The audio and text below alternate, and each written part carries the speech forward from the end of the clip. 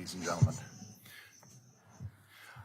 I'll inquire of you whether anyone was exposed to any discussions about the case or engaged in discussions yourself with anyone, including yourselves, about the case, or did any research, looked up any information, or sought or was exposed to any media reporting about the case. I see no hands. Thank you so much. As a housekeeping matter, we have an exhibit numbered 1000. There have been stipulations about facts which I've read to you during the course of the trial, and these have been reduced to writing and have been marked as an exhibit so that they're formally within the record in written form, and the state and the defense agreed that I should mark this as an exhibit and be received into evidence. Correct, Attorney Brown? Correct. And Attorney Dorrell? Yes. It is received. Attorney Brown, does the state wish to call a witness at this time? No, at this time the state rests its case. Thank you. Attorney Dorrell, is the defense presenting testimony at this time? The defense rests as well. Then, ladies and gentlemen, the evidentiary portion of the trial is closed, and so should your notebooks. If you can close those up and set them on the floor, once we have finished here in this room, those of you who are not in the end chosen as alternates can pick up the notebooks and take them with you to the deliberation room. Those of you who are chosen as alternates, when we go through that process, can leave them on the floor, and those will be collected and destroyed. I'm going to start the process of closing out here in the courtroom by reading to you the final jury instructions. There's a number of pages, and some of this is familiar to you because I know you paid attention when I read the preliminary jury instructions, and there is a degree of repetition. I will advise you that in preliminarily instructing you, I did combine the counts so that instead of reading instructions for 8 counts, I read 4 with references to the 2 separate counts. I can't do that at this point. I need to instruct you on each and every count, so that part of these instructions is essentially doubled. The purpose of these instructions are to advise you of the law and your role in going forward into deliberations. And you will have these instructions with you when you deliberate in the event you need to reference or look up something that I read to you. So I always want people to know that. You don't have to listen to these thinking I have to remember each and every individual piece of this. You will have a reference point when you are deliberating. Members of the jury, the court will now instruct you upon the principles of law which you are to follow in considering the evidence and in reaching your verdict. It is your duty to follow all of these instructions, regardless of any opinion you may have about what the law is or ought to be. You must base your verdict on the law I give you in these instructions. Apply that law to the facts in the case, which have been properly proven by the evidence.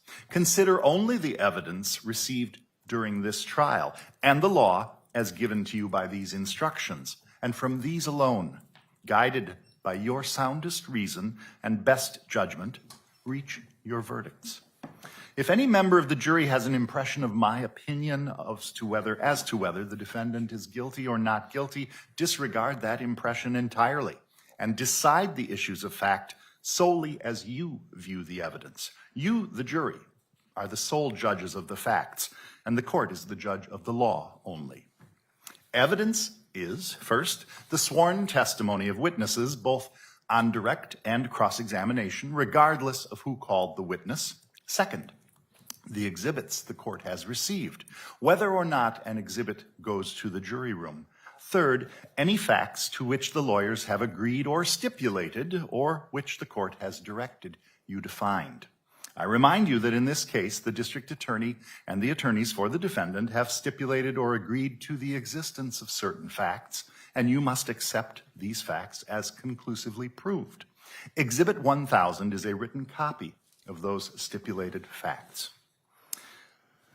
Count 1 of the amended information alleges that the above-named defendant, Chandler M. Halderson, on and or between July 1, 2021 and July 8, 2021 in Dane County, Wisconsin, did cause the death of Bart A. Halderson. Chandler M. Halderson has entered a plea of not guilty, which means the state must prove every element of the Criminal Code of Wisconsin is committed by one who causes the death of another human being with the intent to kill that person or another.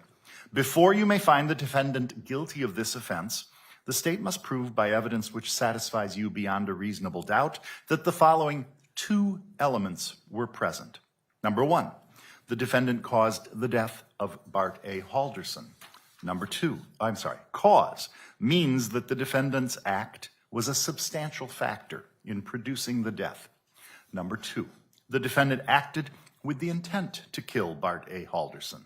Intent to kill means that the defendant had the mental purpose to take the life of another human being or was aware that his conduct was practically certain to cause the death of another human being.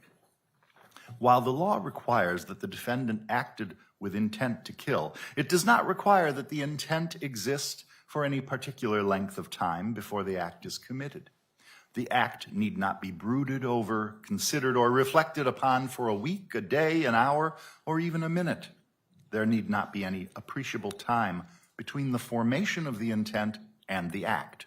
The intent to kill may be formed at any time before the act, including the instant before the act, and must continue to exist at the time of the act. You cannot look into a person's mind to find intent. Intent to kill must be found, if found at all, from the defendant's acts, words, and statements, if any, and from all the facts and circumstances in this case bearing upon intent. Intent should not be confused with motive. While proof of intent is necessary to a conviction, proof of motive is not. Motive refers to a person's reason for doing something.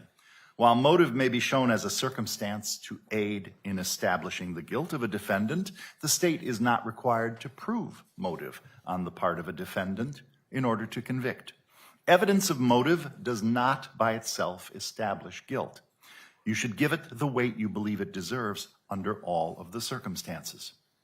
If you are satisfied beyond a reasonable doubt that the defendant caused the death of Bart A. Halderson with the intent to kill, you should find the defendant guilty of first-degree intentional homicide. If you are not so satisfied, you must find the defendant not guilty.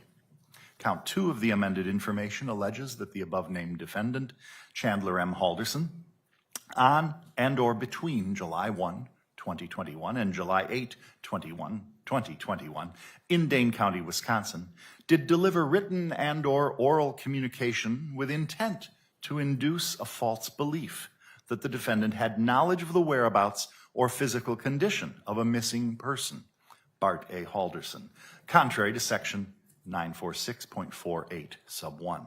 To this charge, Chandler M. Halderson has entered a plea of not guilty, which means that the state must prove every element of the offense charged beyond a reasonable doubt.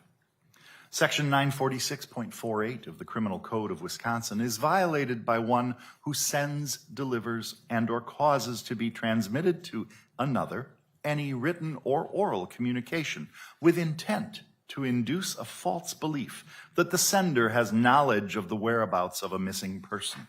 Before you may find the defendant guilty of this offense, the state must prove by evidence which satisfies you beyond a reasonable doubt that the following two elements were present.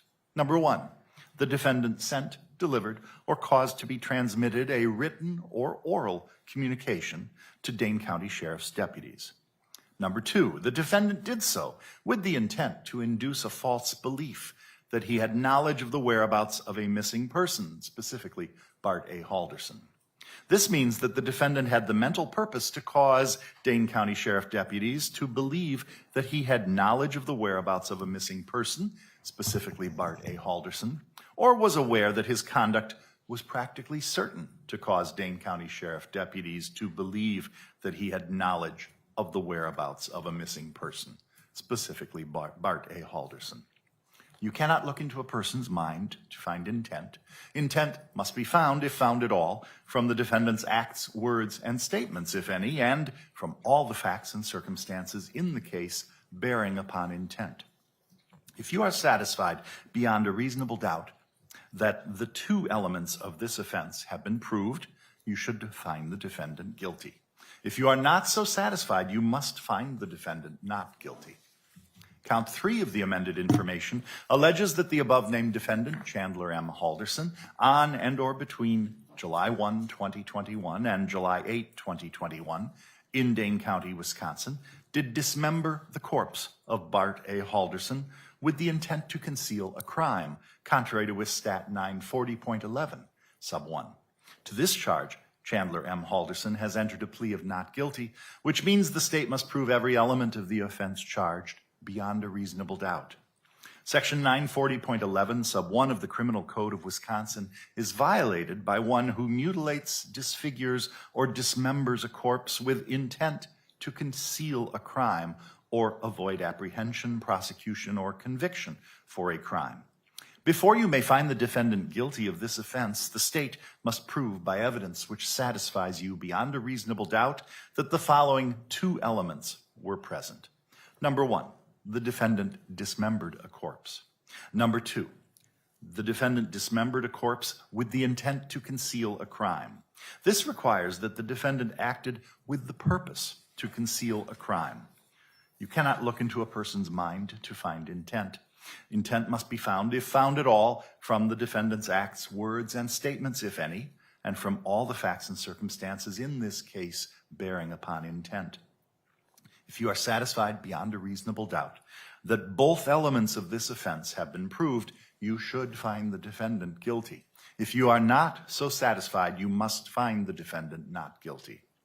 Count 4 of the amended information alleges that the above-named defendant, Chad M. Halderson, on and or between July 1, 2021 and July 8, 2021, in Dane County, Wisconsin, did hide the corpse of Bart A. Halderson with the intent to conceal a crime, contrary to Stat section 940.11 sub 1. To this charge, Chandler M. Halderson has entered a plea of not guilty, which means the state must prove every element of the offense charged beyond a reasonable doubt. Section 940.11 sub 2 of the Criminal Code of Wisconsin is violated by one who hides or buries a corpse with intent to conceal a crime or avoid apprehension, prosecution, or conviction for a crime. Before you may find the defendant guilty of this offense, the state must prove by evidence which satisfies you beyond a reasonable doubt that the following two elements were present. Number 1, the defendant hid a corpse. Number 2, the defendant hid a corpse with intent to conceal a crime. This requires that the defendant acted with the purpose to conceal a crime. You cannot look into a person's mind to find intent. Intent must be found, if found at all, from the defendant's acts, words, and statements, if any, and from all the facts and circumstances in this case bearing upon intent. If you are satisfied beyond a reasonable doubt that both elements of this offense have been proved, you should find the defendant guilty.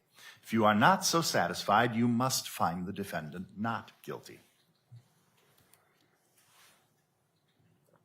Count 5 of the amended information alleges that the above-named defendant, Chandler M. Halderson, on and or between July 1, 2021 and July 8, 2021, in Dane County, Wisconsin, did cause the death of Krista R. Halderson with intent to kill that person, contrary to Stat section 940.01, sub 1, sub A. To this charge, Chandler M. Halderson has entered a plea of not guilty, which means the state must prove every element of the offense charged beyond a reasonable doubt.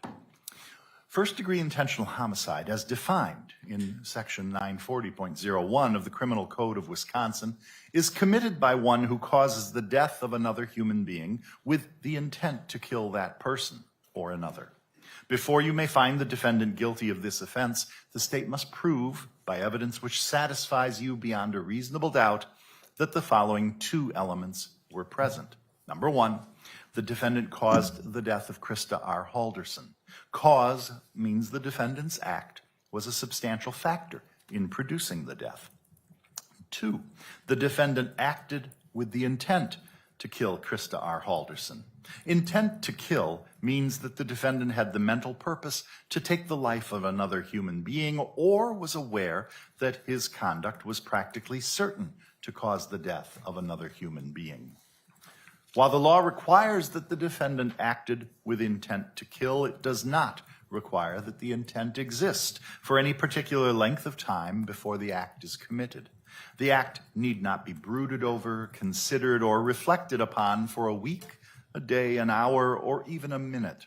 There need not be any appreciable time between the formation of the intent and the act. The intent to kill may be formed at any time before the act, including the instant before the act, and must continue to exist at the time of the act. You cannot look into a person's mind to find intent. Intent must be found, if found at all, from the defendant's acts, words, and statements, if any, and from all the facts and circumstances in this case bearing upon intent. Intent should not be confused with motive. While proof of intent is necessary to a conviction, proof of motive is not.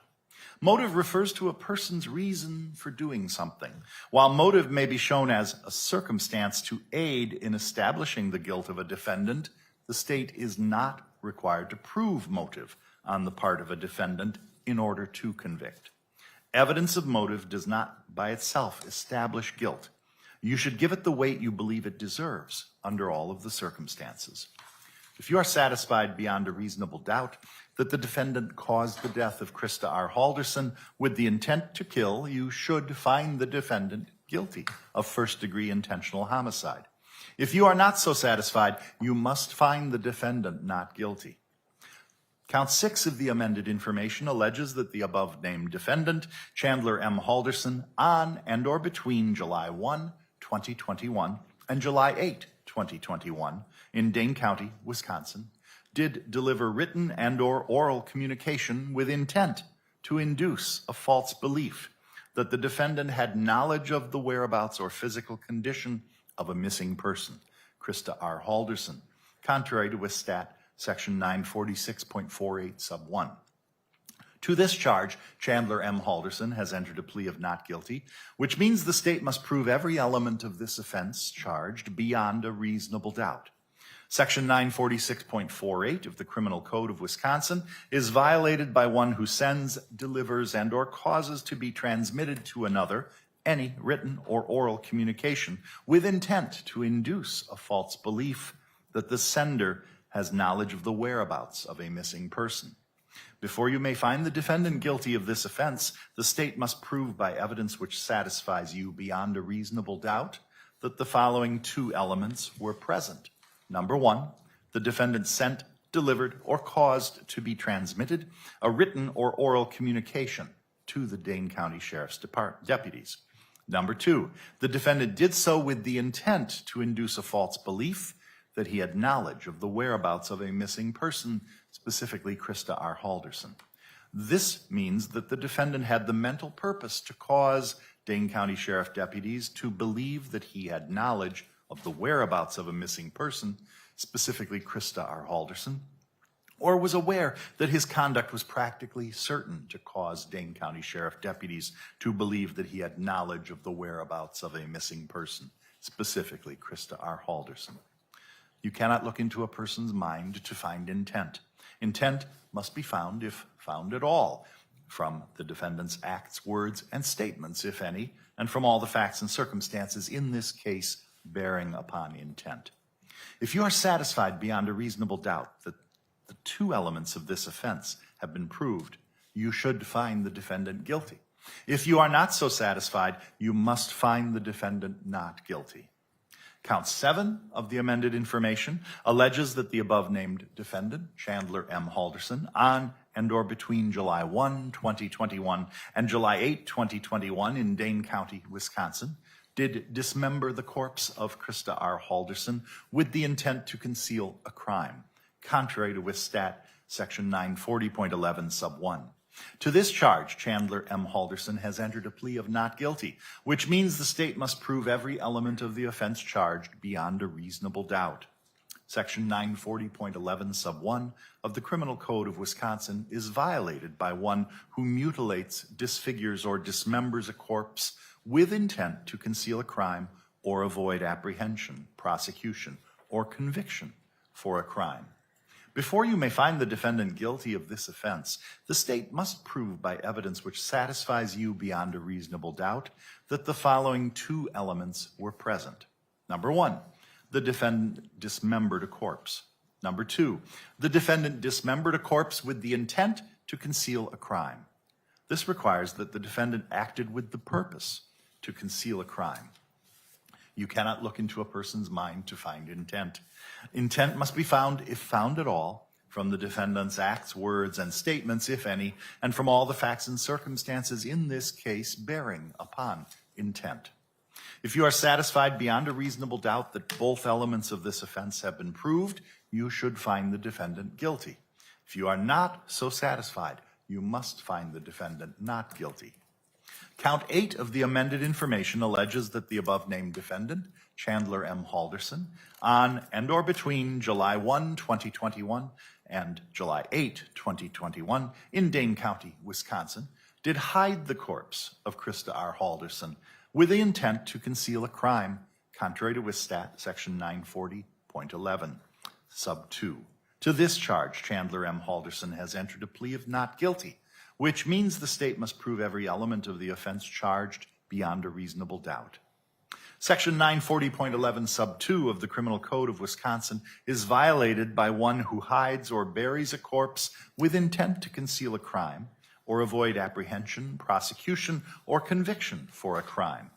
Before you may find the defendant guilty of this offense, the state must prove by evidence which satisfies you beyond a reasonable doubt that the following two elements were present.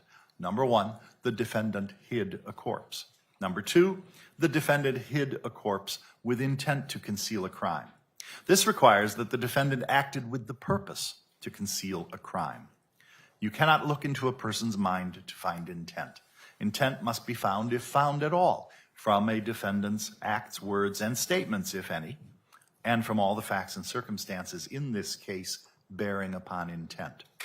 If you are satisfied beyond a reasonable doubt that both elements of this offense have been proved, you should find the defendant guilty. If you are not so satisfied, you must find the defendant not guilty. In reaching your verdicts, examine the evidence with care and caution. Act with judgment, reason, and prudence. Defendants are not required to prove their innocence. The law presumes every person charged with the commission of an offense to be innocent. This presumption requires a finding of not guilty unless, in your deliberations, you find it is overcome by evidence which satisfies you beyond a reasonable doubt that the defendant is guilty. The burden of establishing every fact necessary to constitute guilt is upon the state. Before you can return a verdict of guilty, the evidence must satisfy you beyond a reasonable doubt that the defendant is guilty. If you can reconcile the evidence upon any reasonable hypothesis consistent with the defendant's innocence, you should do so and return a verdict of not guilty. The term reasonable doubt means a doubt based upon reason and common sense. It is a doubt for which a reason can be given, arising from a fair and rational consideration of the evidence or lack of evidence. It means such a doubt as would cause a person of ordinary prudence to pause or hesitate when called upon to act in the most important affairs of life. A reasonable doubt is not a doubt which is based upon mere guesswork or speculation. A doubt which arises merely from sympathy or from fear to return a verdict of guilt is not a reasonable doubt. A reasonable doubt is not a doubt such as may be used to escape the responsibility of a decision. While it is your duty to give the defendant the benefit of every reasonable doubt, you are not to search for doubt. You are to decide whether the state has overcome the presumption of the defendant's innocence and proven the defendant guilty beyond a reasonable doubt. An amended information is nothing more than a written formal accusation against a defendant charging the commission of one or more criminal acts You are not to consider it as evidence against the defendant in any way. It does not raise any inference of guilt. Disregard entirely any question that the court did not allow to be answered. Do not guess at what the witness's answer might have been. If the question itself suggested that certain information might be true, ignore the suggestion and do not consider it as evidence. Attorneys for each side have the right and the duty to object to what they consider are improper questions asked of witnesses and to the admission of other evidence which they believe is not properly admissible. You should not draw any conclusion from the fact an objection was made. By allowing testimony or other evidence to be received over the objection of counsel, the court is not indicating any opinion about the evidence. You jurors are the judges of the credibility of the witnesses and the weight of the evidence. An exhibit becomes evidence only when received by the court. An exhibit marked for identification and not received is not evidence. An exhibit received is evidence, whether or not it goes to the jury room. Remarks of the attorneys are not evidence. If the remarks suggested certain facts not in evidence, disregard that suggestion. The weight of evidence does not depend on the number of witnesses on each side. You may find that the testimony of one witness is entitled to greater weight than that of another witness or even of several other witnesses. It is not necessary that every fact be proved directly by a witness or an exhibit. A fact may be proved indirectly by circumstantial evidence. Circumstantial evidence is evidence from which a jury may logically find other facts according to common knowledge and experience. Circumstantial evidence is not necessarily better or worse than direct evidence. Either type of evidence can prove a fact. Whether evidence is direct or circumstantial, it must satisfy you beyond a reasonable doubt that the defendant committed the offense before you may find the defendant guilty. Evidence has been presented relating to the defendant's conduct after the alleged crime was committed. Whether the evidence shows a consciousness of guilt and whether consciousness of guilt shows actual guilt are matters exclusively for you to decide. In weighing the evidence, you may take into account matters of your common knowledge and your observations and experience in the affairs of life. Ordinarily, a witness may testify only about facts. However, a witness with expertise in a particular field may give an opinion in that field. In determining the weight to give to this opinion, you should consider the qualifications and credibility of the witness, the facts upon which the opinion is based, and the reasons given for the opinion. Opinion evidence was received to help you reach a conclusion. However, you are not bound by any witness expert's opinion. It is the duty of the jury to scrutinize and to weigh the testimony of witnesses and to determine the effect of the evidence as a whole. You are the sole judges of the credibility, that is, the believability of the witnesses and of the weight to be given to their testimony. In determining the credibility of each witness and the weight you give the testimony of each witness, consider these factors. Whether the witness has an interest or lack of interest in the result of the trial. The witness's conduct, appearance, and demeanor on the witness stand. The clearness or lack of clearness of the witness's recollections. The opportunity the witness had for observing and for knowing the matters the witness testified about. The reasonableness of the witness's testimony, the apparent intelligence of the witness, bias or prejudice, if any has been shown, possible motives for falsifying testimony, and all other facts and circumstances during the trial which tend either to support or to discredit the testimony. Then give to the testimony of each witness the weight you believe it should receive. There is no magic way for you to evaluate the testimony. Instead, you should use your common sense and experience. In everyday life, you determine for yourselves the reliability of things people say to you. You should do the same thing here. A defendant in a criminal case has the absolute constitutional right not to testify.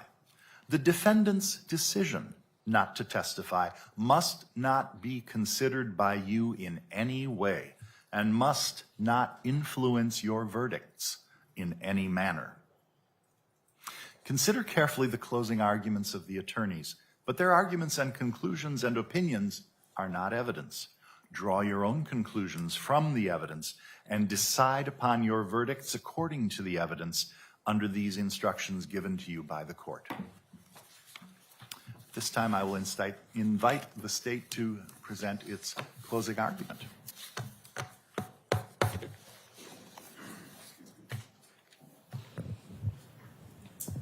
And is HDMI left on, Your Honor?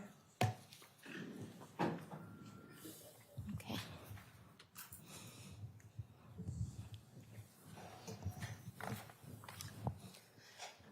Good morning.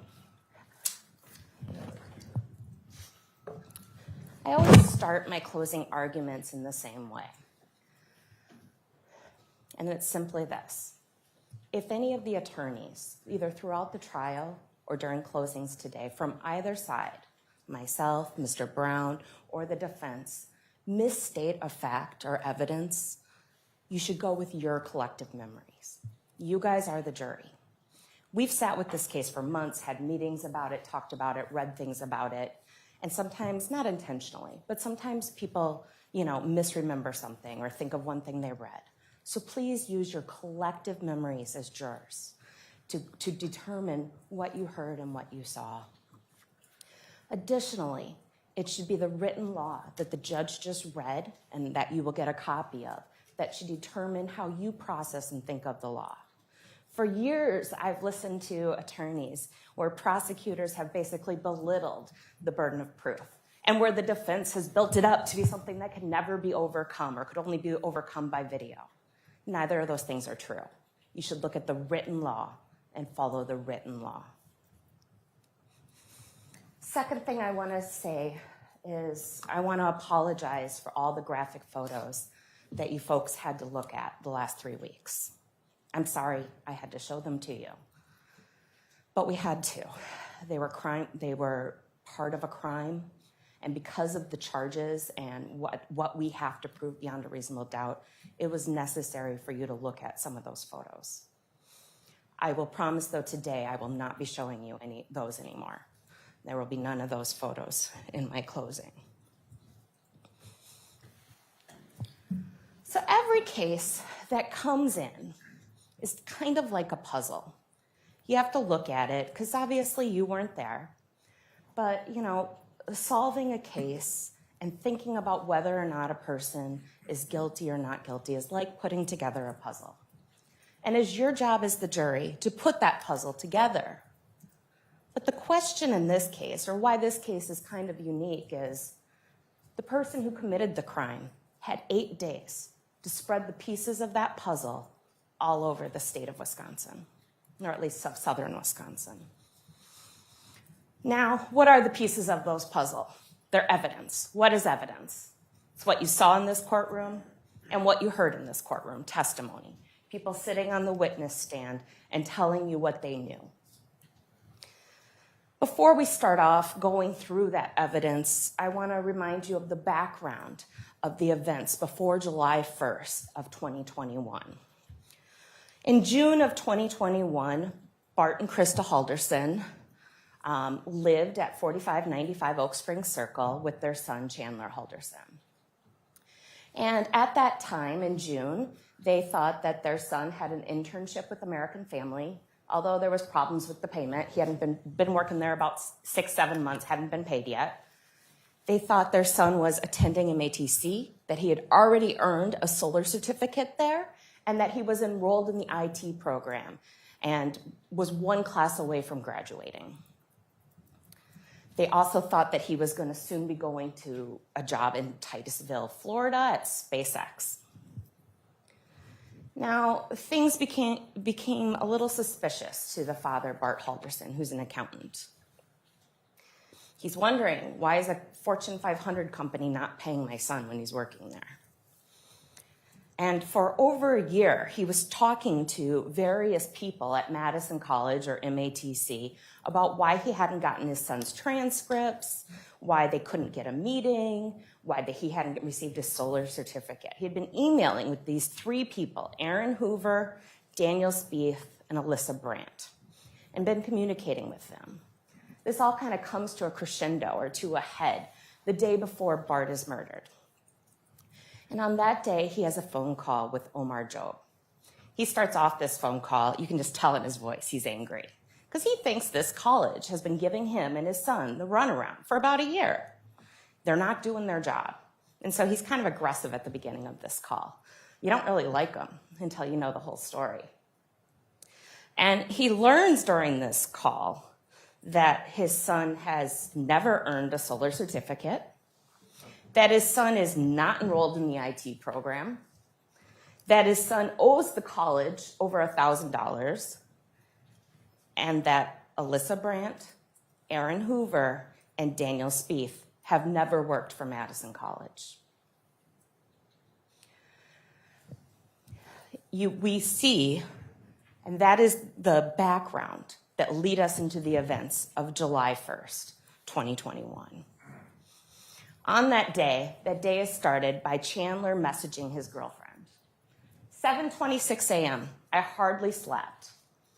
7:27 a.m., I don't know. Stuff really hasn't been going well for me lately, so I'm trying to plan for the next thing to fuck me over.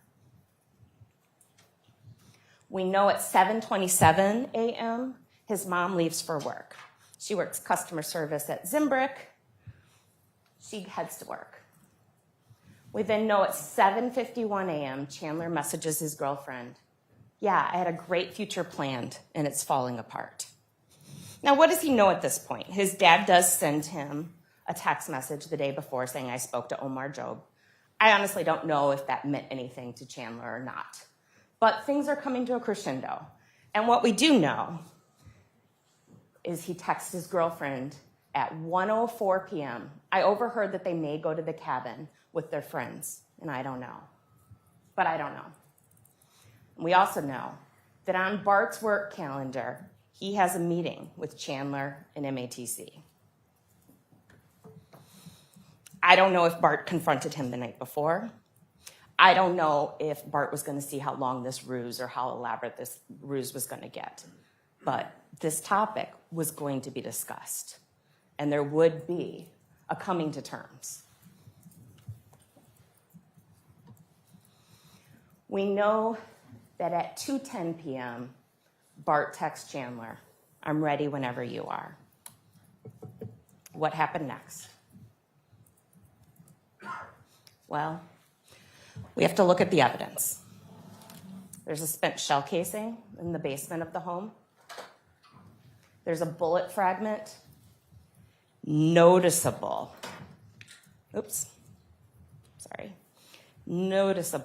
reddish-brown staining, also tests positive for Bart's DNA. That's the bullet that went through and through Bart.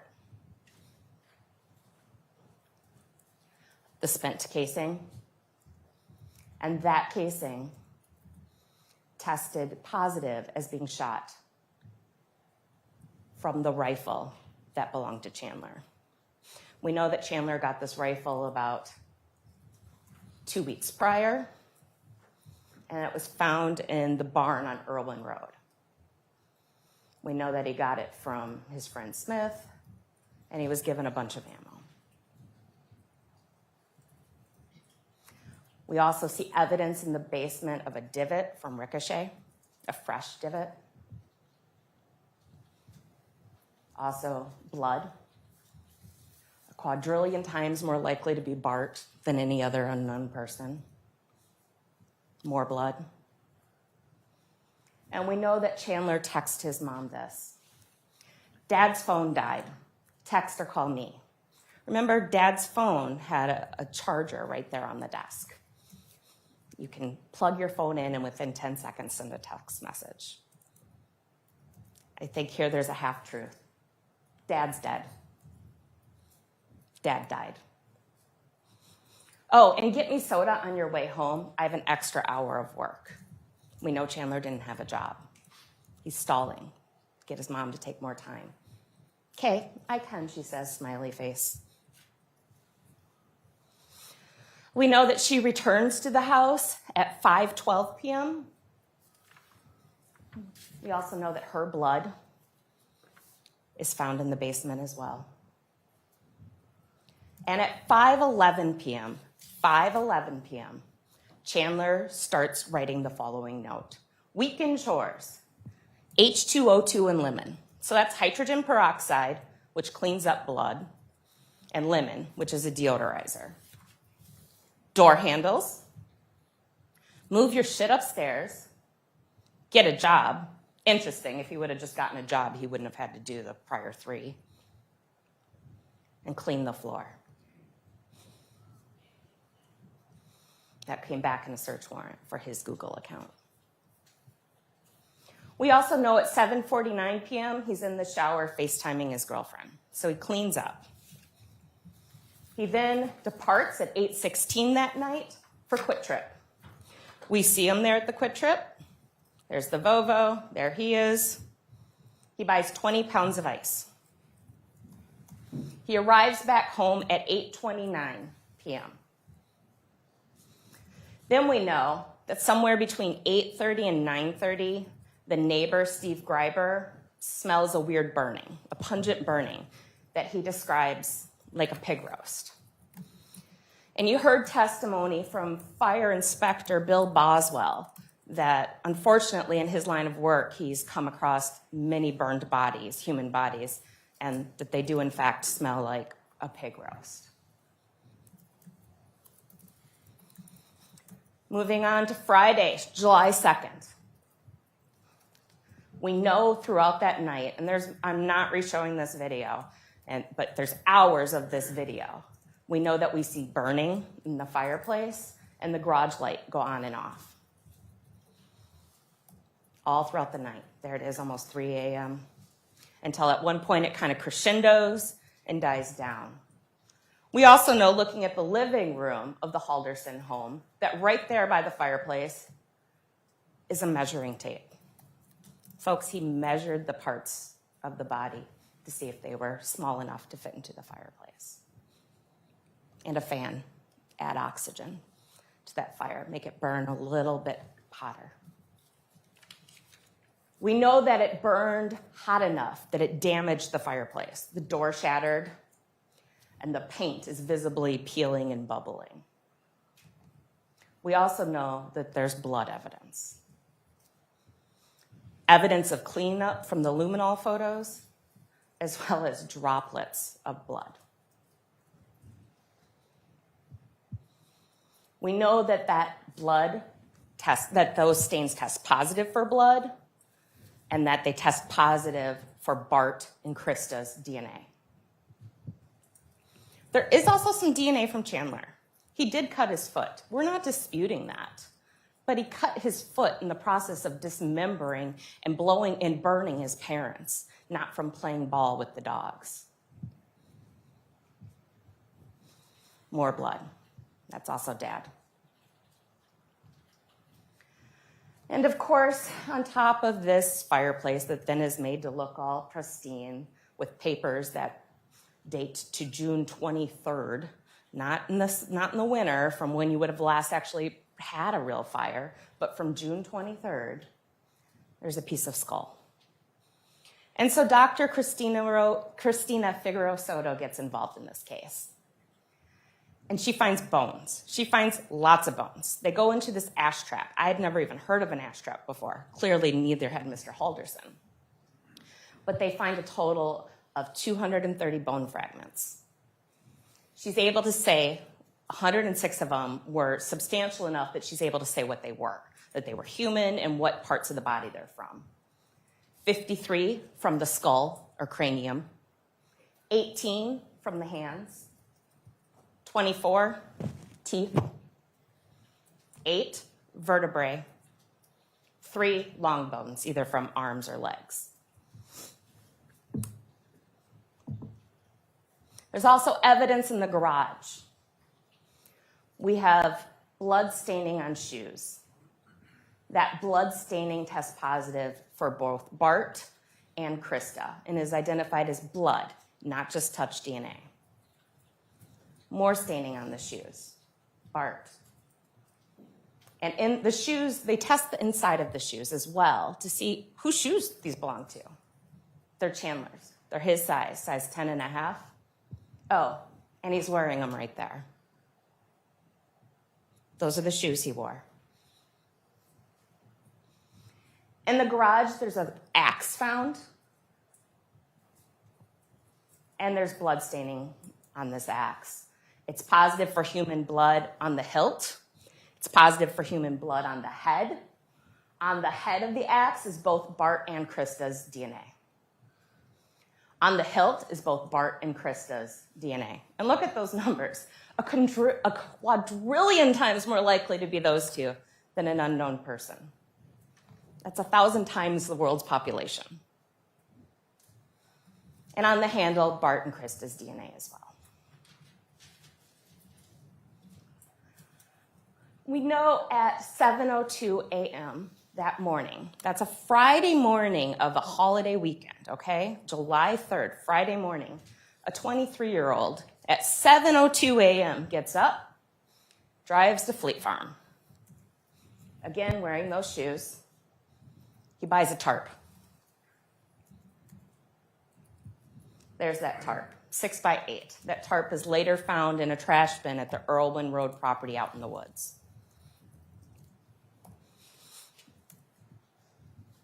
He returns home at 7:31.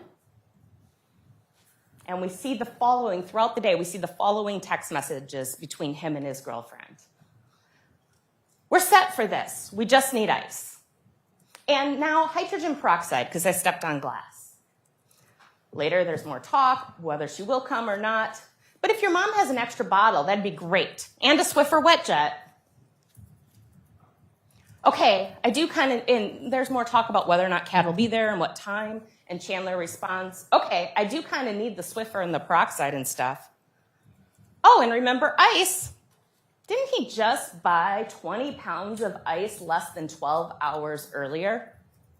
But he needs more ice. What does he need that ice for? Well, the fireplace broke. We know there's a freezer. He bought lots of ice. And that freezer tested positive for human blood.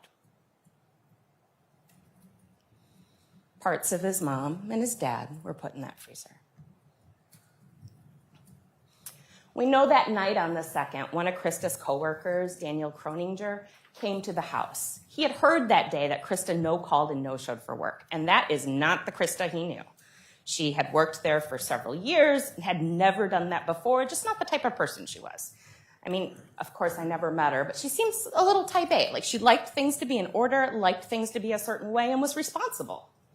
So he comes over, and Chandler begins to tell the tale of, yeah, they went up to the cabin. They left this morning with some mystery couple. You know, she probably just forgot to take off, even though her boss testified that she would often take off a year in advance and get the dates right and had dates planned out in the future. But Daniel seems to be somewhat satisfied with that. Here's the problem. Krista's phone is responding to towers in her house. She didn't go anywhere. She never left that house. There are cameras on every side of that house. We know when Krista went in, and we never see her leave. This is not a whodunit, folks. That house is surrounded by cameras. We know who came and left. And we know that her phone was found in a shoe, hidden under a shelf, behind other shoes, wrapped in tinfoil, wrapped in a paper towel.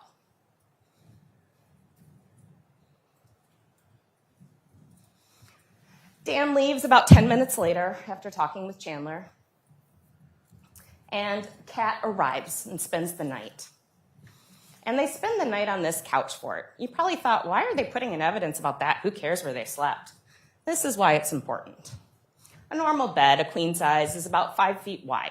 2 people can sleep there really comfortably and, for the most part, not disturb one another unless you're a rather light sleeper. But Chandler has a problem. He has body parts in the basement of his home, in the freezer. What if Kat gets a hankering for some ice cream and goes in there like she had before?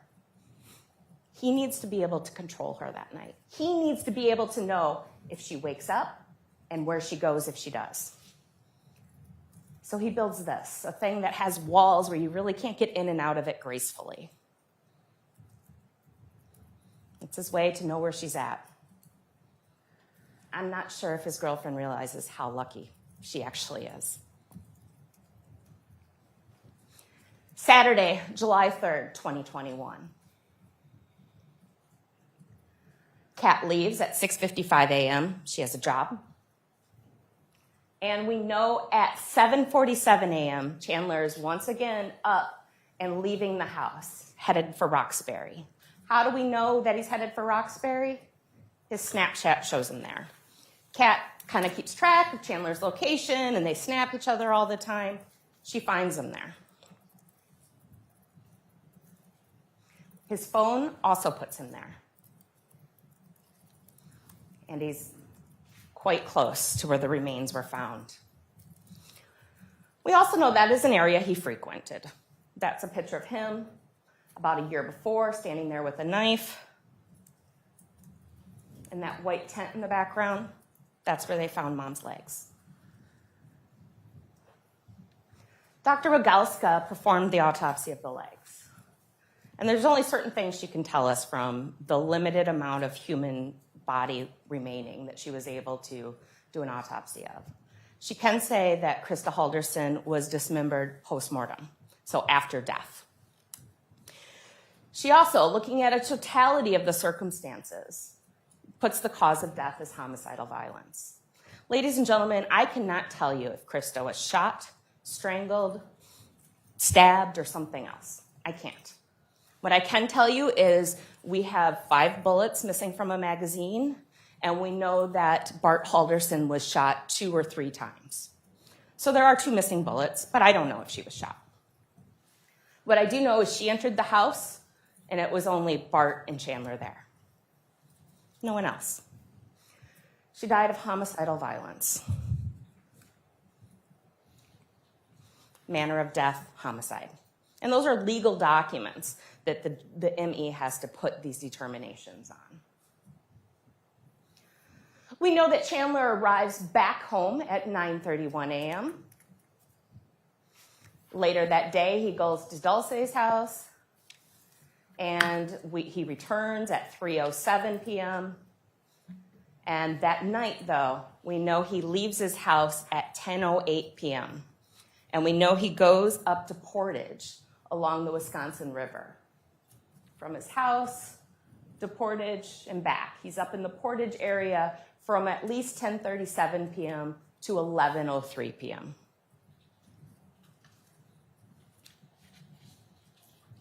Portage is along the Wisconsin River. We tried to search that area. The Wisconsin River has a very strong current. People drown there every year, and we never find their bodies, and their bodies are whole. They attempted a dive. It was unsafe. We didn't find any evidence there.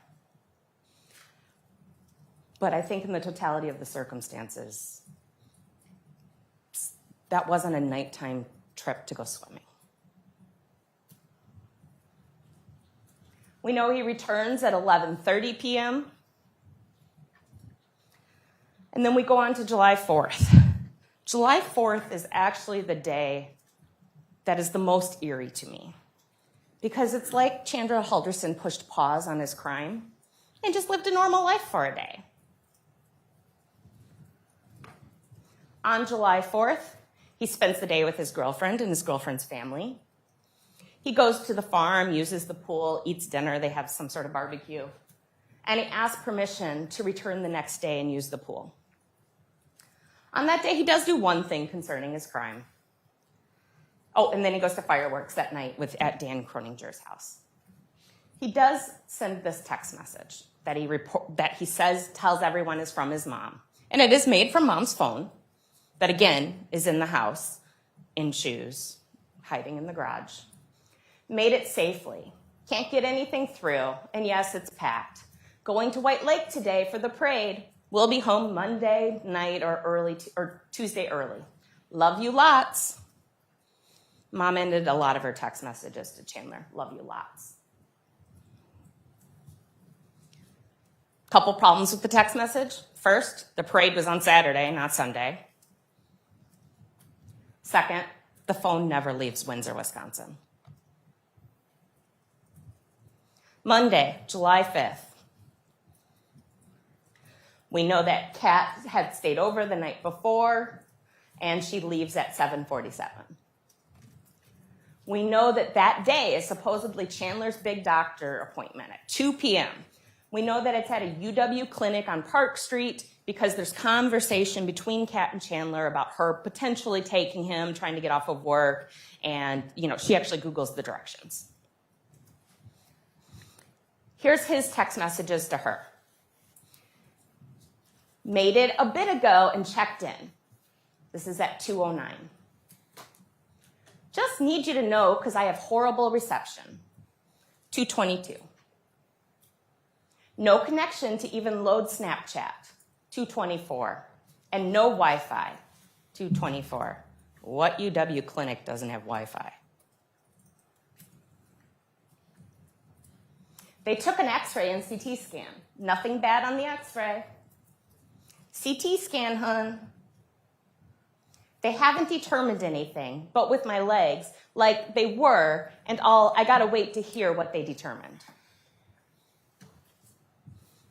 Chandler never went to any doctor's appointment. He's at home, sending these text messages to his girlfriend, keeping up his ruse. Nowhere close to Madison, certainly not on Park Street. He does leave the house, though, that day. At 4:30 p.m., he goes to the farm. We know about that. He leaves a voicemail for Cress, and then him and Cress end up having an interaction, and there's this whole conversation about using the pool. We also hear from both Cress and Dulce that they went by the pool, and there was no Chandler. So they take their little lawnmower. What did Dulce say? Granny's on a lawnmower. And they ride to where his car is. And the back is up, the trunk door, the hatch. And no Chandler. It's by the wood line. They see Chandler at some point kind of exit from the wood line. And indeed, his phone does have him there. And Cress is concerned enough. She thinks something's happening. I don't think she thought this, but she thought something was happening. So she asks the deputies to come take a look out in the woods there. So Brent Baverstock comes. He sees turkey vultures. He knows what he's about to find. He probably thinks he's going to find a whole body, but he knows what he's about to find. And there was Bart Halderson's torso. Dr. Breslauer did the autopsy of Bart's torso. She said he had at least 2 gunshot wounds, possibly 3. She couldn't tell because some of the deterioration of the muscle, whether or not it was like 1 wound tract or 2. So at least 2, but maybe 3. That he was shot in the back at least twice. That there was bullet material located in his body, and that 1 shot was a contact wound. The muzzle of the gun was touching his skin on the back. This wasn't a, oops, the gun went off. This is a, got you. You're dead.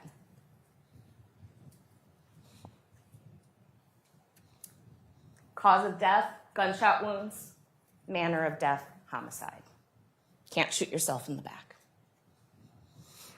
So deputies begin to search this property. It's a vast property, maybe about 45 acres. A lot of it's prairie, a lot of it's woods. But they find this oil drum that has this weird cutout. And so they look in there, and they find tools. And those tools then are tested by the Wisconsin State Crime Lab. The Allway handsaw has human blood identified as Bart and Krista. The broken saw blade has blood. It's Bart's. The scissors has blood, Bart and Krista's. And again, look at those numbers. 1,000 times the world's population.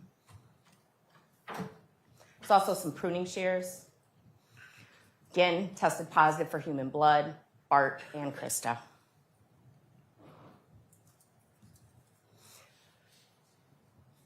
And the head had Bart. Some of these tools were then sent to Dr. Figueroa Soto. And she did a detailed analysis, and she sat and she talked a lot about, well, things I don't really understand. But here's the basics of what I understood and what her reports say. Is that this always saw has a certain number of teeth per inch. This broken handsaw has a certain number of teeth per inch. She can look microscopically at the wounds and tell us what tools are consistent with the markings that she saw. On Bart Halderson, his fourth cervical vertebrae is consistent with the broken handsaw. That's the tool that Chandler used to cut off his dad's head. And of course, that handsaw, or that blade, has DNA parts. Tools used to dismember Bart Halderson: the right humerus, consistent with that all-way super saw, right femur, consistent with the all-way super saw, and left femur, consistent with the all-way super saw. That's that saw. Again, has Bart's DNA and blood. Analyst McMahon from the Wisconsin State Crime Lab also looked at some of these items found on the Irwin Road farm. She looked at that saw blade, and she compared it to the saw handle found in the garage of the Halderson home. And she did what she does. She took some measurements, puts things precisely, and found that they were a match, that those items fit. She put together two puzzle pieces. An item from Irwin Road matched an item in the garage of the Halderson home.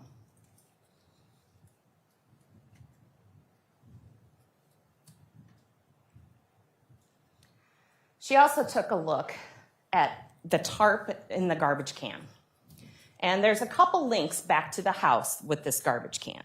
There's an extra lid to a garbage can up in that room that was, I think, at one time a bathroom and that they were remodeling. And there's also a matching sort of container in the garage. Inside of that container found on the farm is a piece of yellow duct tape. That duct tape had blood. That was Bart Halderson's. On that tarp inside of that trash bin, there's more yellow tape. More yellow tape. And there's yellow duct tape found at the house. So analyst McMahon pieced these together microscopically to see if they were a match.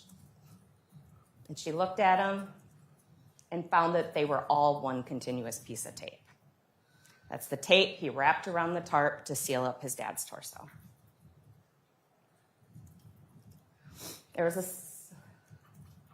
That torso also had Bart and Krista's DNA on it and tested positive for blood.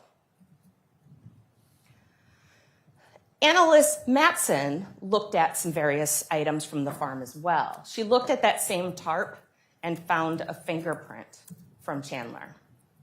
Now remember, that tarp we have Chandler buying at Fleet Farm. It would have been bought and packaged with no fingerprints on it. Here we find it covered in blood with his fingerprint. She also looked at that tarp that was in that bin and looked at it for footwear impression analysis. Could she see some prints on it, and can we match those up to some shoes? Maybe that'll help us figure out who that is, who was on that tarp. She's able to match it up to Brooks 5 launch shoes. A pair of Brooks 5 launch shoes in a size 10.5 were found in the Halderson garage. Again, those are the same ones that have blood on them and that Chandler's wearing in that video. A second tarp was found in the barn. It is an older tarp. They tried to do footwear analysis on it, came back to a Ralph Polo shoe. We never found one of those. But again, that's an older tarp. We don't know if possibly it was before the homicides or after, or if there was a pair of shoes that were ditched somewhere. But that tarp, once again, is covered in blood that tests positive for both Bart and Krista. Now, you saw a picture of Bart working on that tarp. What you didn't see on that tarp was a bunch of blood stains, because they weren't there. This blood is from this crime.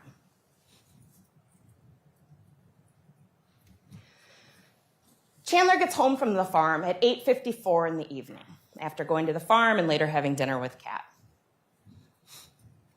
But that night, he's not done. Early in the morning of the 6th, we see the fireplace burning more. Not as great as before, but some burning. We also see that garage light go on and off, on and off. I think it's a total of 7 times, Deputy Wilk. And that's throughout the night. And we know at 4:30 that morning, Chandler leaves and goes into Madison. We know he goes into Madison from his phone records. We don't know what he did there, but we do know it was a trip that started out in the dark. We know he didn't have a job. And we know Madison's surrounded by lakes. Use your common sense.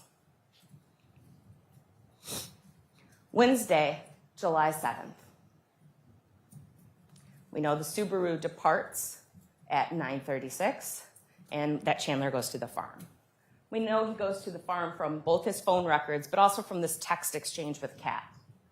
Kat texts Chandler asking where he's going, and he replies, farm, but no one here, so leaving. We also know that out in the farm was found a Target bag that had been at Chandler's house. How do we know that? Because it has Kat's name on it from the pickup order of the stuff she brought over to Chandler's house, she testified about. That bag is full of bloody rags. We heard from Cress, those aren't from her house, and Catherine, that those aren't her rags. Chandler took a bag full of bloody rags, disposed of it at the farm, and a bag with Kat's name on it. And those tested positive for blood, but were not suitable for DNA testing. He comes back to his house after being at the farm, and he leaves and he goes and reports his parents missing at the police department. So he reports his parents missing. Later that evening, he has a couple visitors. There's close family friends, the Hilgendorfs, and there's 2 girls that are about the same age as the Halderson brothers, and they go over to try to comfort Chandler, because that's what Krista would want them to do, one of them testified. So that's what they were going to do. They go over there, and through a series of events, Chandler starts giving them legal advice about police cooperation. You know, you don't have to turn your phone over to police. They don't have to image it. You can just take screenshots and text it to them. Your parents are allegedly missing. You just reported them to the police as missing, and you're encouraging people not to be fully cooperative with police?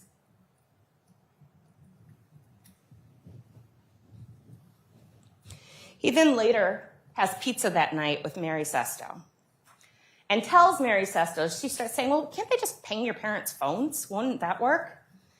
And he said, no, they can't ping a cell phone. She, disagrees with him. Yeah, you can. He looked her in the eye, she testified, and coldly said, no, they can't. She was nervous enough of Chandler at that point that she testified that she put herself between the exit door and Chandler. At that point, she knew something had happened. She just didn't have the evidence to back it up yet. Just her gut feeling. On July 8th, Chandler goes around the neighborhood and questions neighbors concerning video footage. In all fairness, his uncle did recommend that he do this, but his uncle also said it's to preserve that evidence. If you watch those videos and listen to that audio, when people and his neighbors say, yeah, I turned it over to the police yesterday, he doesn't say, okay, thank you. He starts asking him questions. Does your camera pick up the road? Does it pick up my house? Does it pick up my driveway? He's not trying to help the investigation. He's trying to figure out, are the police on to me yet?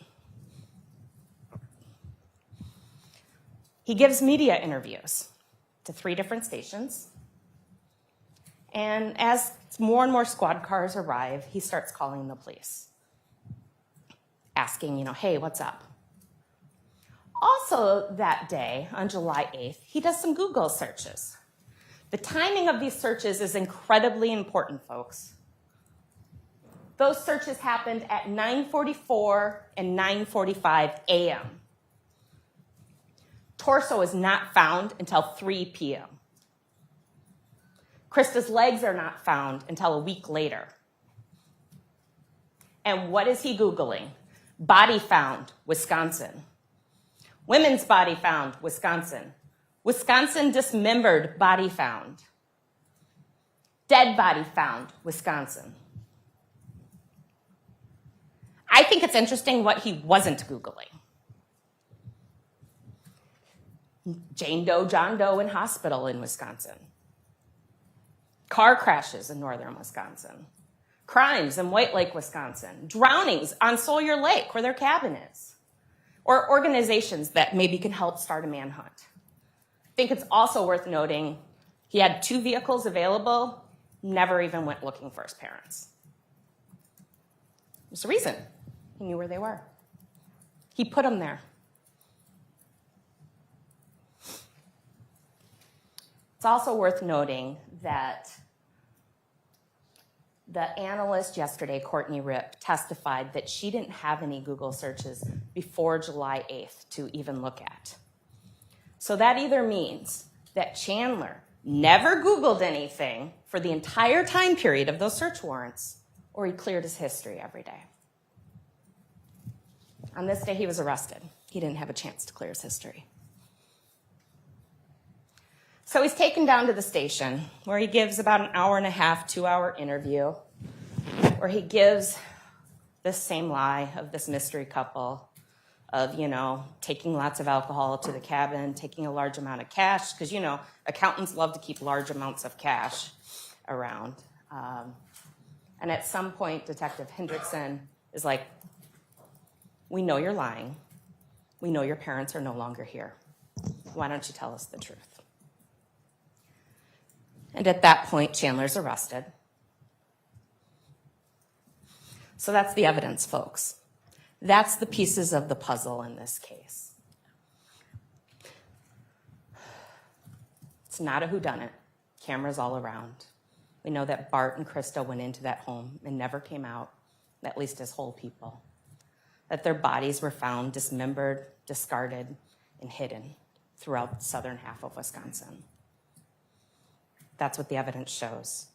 We have experts from DNA, fracture matching, trace, footwear, fire inspector. We have bones in the ash trap. Chandler Halderson killed his parents. But I think it's very important to point out that Bart and Krista Halderson are not a puzzle.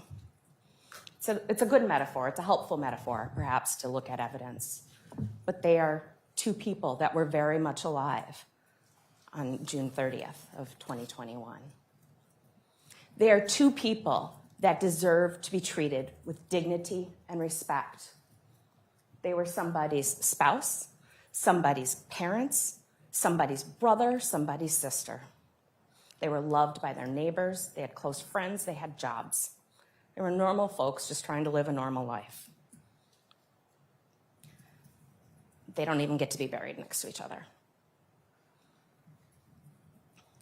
Ladies and gentlemen of the jury, I'm asking that you give justice to Krista and Bart Halderson, and that you treat them with the dignity and respect that their own son has never given them. Thank you. Thank you, Attorney Raymond.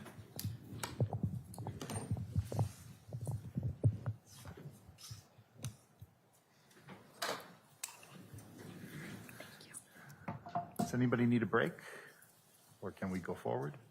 Actually, Judge, I'm going to ask for a 10-minute break. Okay. Thank you. I could use a moment too.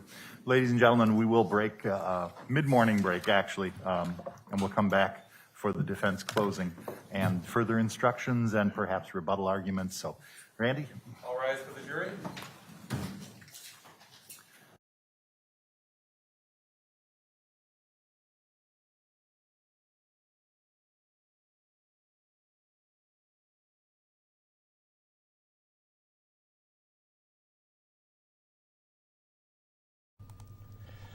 Good afternoon, everyone. My name is James Langer, the digital content manager for channel3000.com. If you're just joining us a little late this morning, they're about to take their 10-minute or so break in the middle of closing arguments. So before proceedings happened this morning, or before proceedings started, I should say, both the defense and the prosecution met with the judge like they normally do before they bring the jury in. And the prosecution informed the court that they planned to rest their case immediately once the jury was called in. They had no more witnesses to call to the stand. After that, then, of course, the question becomes, does the defense have any witnesses they wish to call, and would Chandler Halderson himself testify? And it was decided that Chandler will not testify. So they made that decision. They went through the usual court proceedings that need to happen when somebody declines their right to testify, but it's also their right not to. So they went through that, and then they asked the defense, will you call any witnesses? If you remember, the defense had reserved basically the prosecution's entire witness list as possible witnesses for them to call back to the stand for their own purposes, for their own evidence. And the defense said no. They're not going to call any witnesses. So once the jury was brought in this morning and proceedings began, both the prosecution and the defense just immediately rested their case. And that's where we ended up with the final jury instructions from the judge. That took about a half hour to read through all 8 charges against Chandler Halderson, basically 2 sets of 4 charges for the killings and dismemberments of Bart and Krista Halderson. And after that, we saw the start of the closing argument. So you just watched the prosecution wrap up their case, kind of going through, summing up 8 days of testimony that we saw build up over several weeks here, of course, with that 5-day or so pause in between.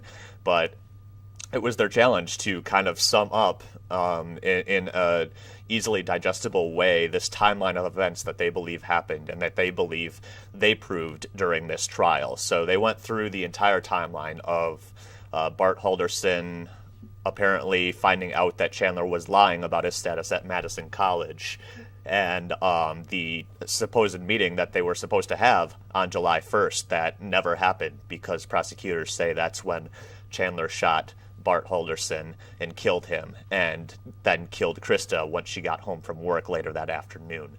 So they went through all that evidence, that timeline from the start, including some of the evidence that they found in the basement, that spent shell casing and the bullet fragment, the blood that was detected on the basement floor that was later determined to be Bart Halderson's blood, the blood that was determined to be Krista's splattered on the safe that was on the floor of the basement as well.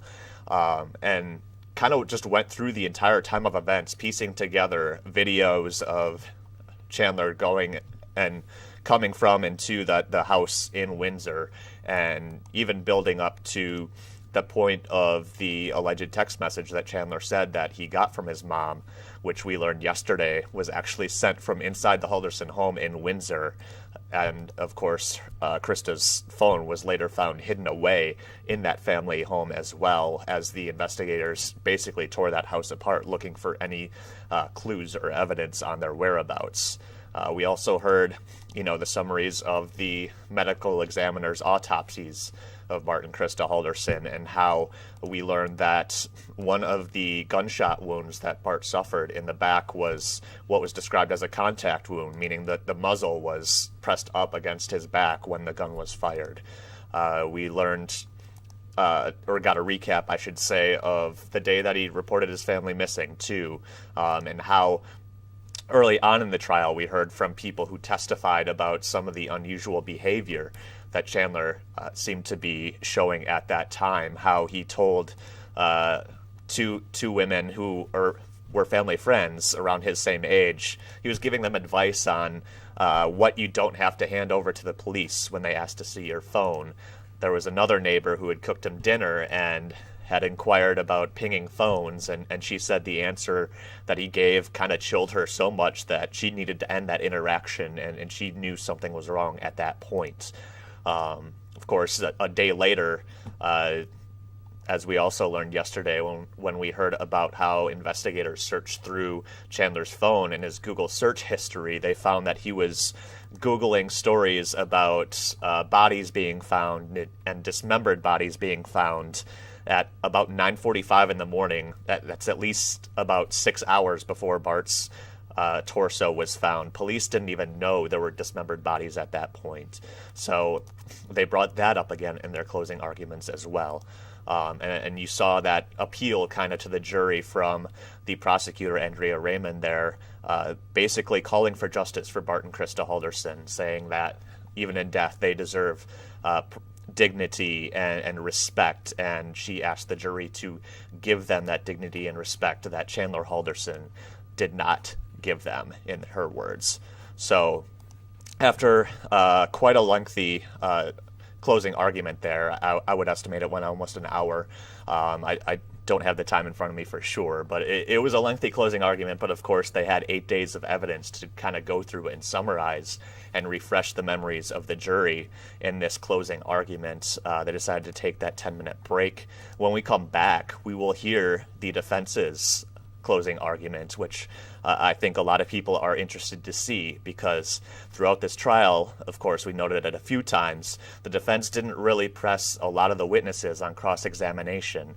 And it's something that they also kind of foreshadowed a bit in their opening statements as well as jury selection, where they said, would you hold it against somebody? They asked prospective jurors in jury selection if they didn't testify in their own defense.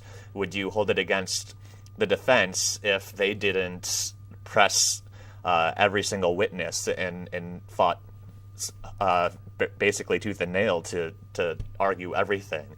And they said in their opening statement, too, that that's not what they intended to do, and we saw that kind of bear out over the last couple of weeks. There was a little cross-examination, and then, of course, today they ended up not calling any witnesses as well. So in terms of what we could expect for a closing argument from the defense, I think we could probably look back to the opening statement, where they focus a lot on the burden of proof and the presumption of innocence. And their message back then was, look for the things that you didn't hear. Look for the things that you might still have questions on that weren't answered, and does that still satisfy beyond a reasonable doubt? Now, of course, we heard in the jury instructions, too, from the judge, part of those was, do not go looking for doubt. So jurors shouldn't be out there looking for reasons to doubt the case, but that's likely what the defense will be trying to hammer home in their closing argument here. And again, if we go back to those opening statements, again, the prosecution spoke for about an hour or so, and the opening statement for the defense was only about 10 minutes long. So it'll be interesting to see if that kind of holds up here in closing arguments, too, before the case goes to the jury and we get those final deliberations and a possible verdict. So we're going to duck out for a little bit here, but we will return when the jury is back in the room for the defense's closing arguments. In the meantime, we have all these updates over at channel3000.com, including that breaking news from this morning of Chandler Halderson choosing not to testify in his own defense. So you can go there for more information. In the meantime, we should be back in about 5 minutes or so for those defense's closing arguments. Thanks for watching.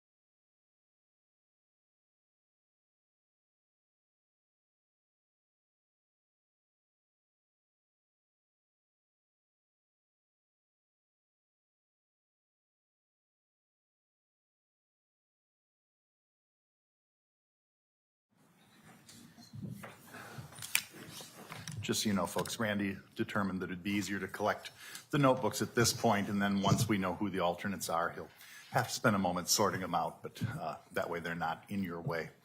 Attorney Vera, would you please present the defense closing? Thank you. Thank you. Taking you back 2 weeks ago, roughly, you were told that opening instructions, like closing arguments, are not evidence. But what it is a roadmap of how their case is going to go and how our case is going to go. So you have an idea, as you're hearing all this evidence, how this case is going to go from both sides. From the beginning, we told you that this case was about the homicides. I listened to Attorney Brown's opening again this morning as I was getting ready, and there were some things that he noted that I think are important. First off, towards the end of his opening, he apologized for some things. Essentially, he apologized for doing his job. He said it might be repetitive, it might be boring at times, but he needs to do it because he has a constitutional obligation to present their case, and they only have one time. And that's fair. So now it's my turn to apologize. I am going to apologize for doing my job. First, let me talk about my job. A lot of people think my job is to, quote unquote, get the defendant off on their charges, to object to every single question that's asked, to ask any question I possibly can of witnesses, to be loud, obnoxious, and make a scene so that I can try to get this person off of their charges. It's not. My job is to make sure that they do their job. My job is to make sure that if they're bringing charges on someone, they're doing it because they can do it beyond a reasonable doubt. They can prove those charges beyond a reasonable doubt.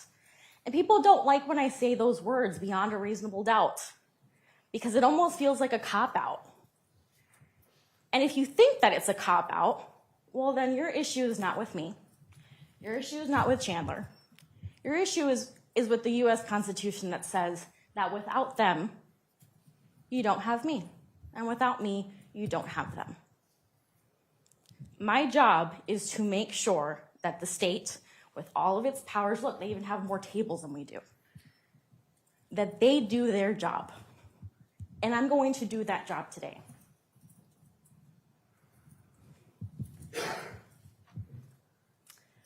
There's a couple things that I want to address before I go any further down the evidence.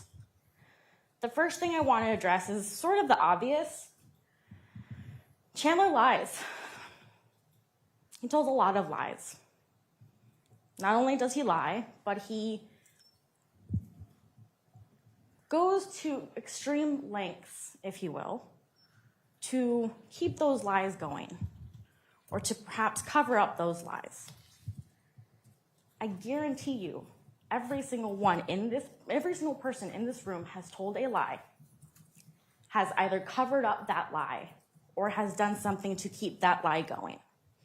Maybe not now, maybe when you were a teenager. Go back to high school. I'm sure you lied at your parents all the time.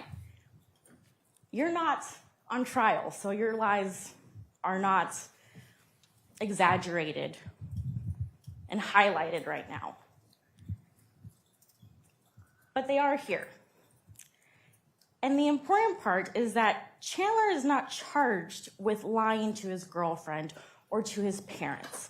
There's one charge that has to deal, one per parent, that has to deal with lying. Everything else is something that the state told you to try to feed you a theory, a motive, and to essentially taint your view on Chandler. So when we were going over jury selection, I asked you, how would you feel if he didn't testify? And a couple people said I would need to hear from him. A couple people said that they would treat him the same way they would do every witness. Bullshit. He lies, and they did a great job of making it known that he lies. If he testified, you were not going to believe anything he said. I also said that it was a game day decision, and most of the times it is a game day decision. This never was.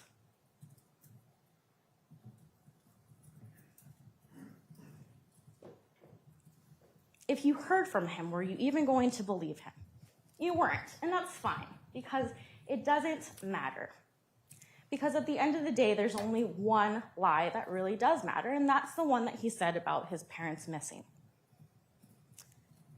I'm going to make your life a little easier, and it's going to be a little unconventional. There are certain charges that I believe the state has met their burden, and they have proved it beyond a reasonable doubt. And again, from the beginning, first-degree intentional homicide is a serious charge. We've been here for the homicides.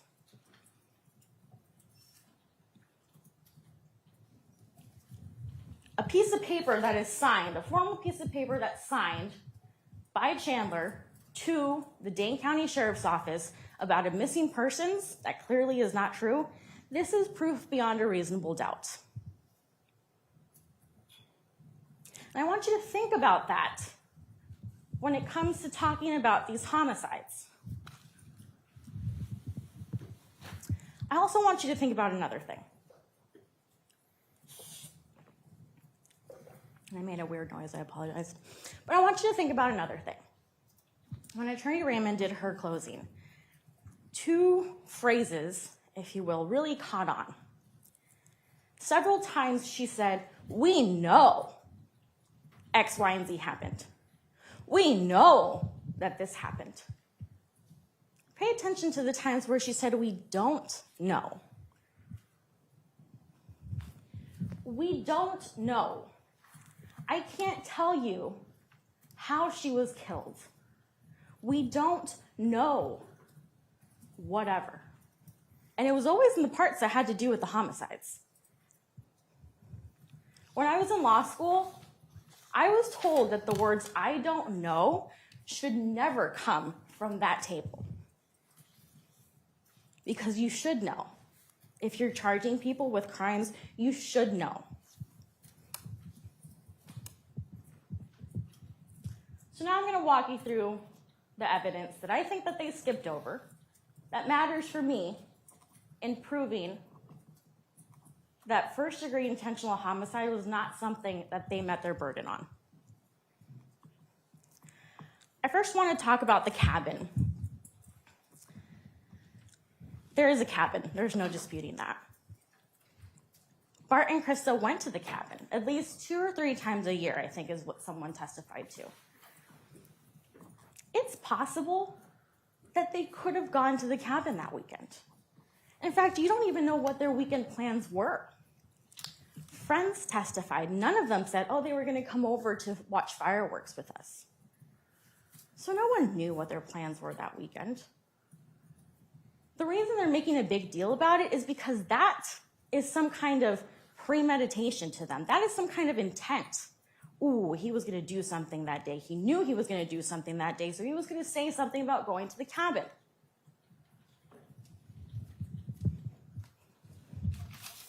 He's talking to his girlfriend days before, on the 30th, so a day before. There's a text message exchange between Kat and Chandler where Kat asks, "We're not going to the cabin, right?"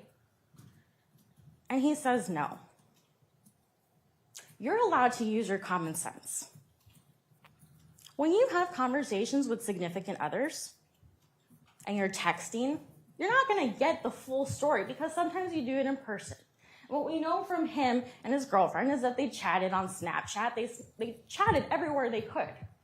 So you're not going to get the full story from text messages. But what you do know is that at some point talks about going to this cabin as a family were happening. So this notion that the idea of going to the cabin was last minute because he needed to cover up these homicides that he was going to do is not true.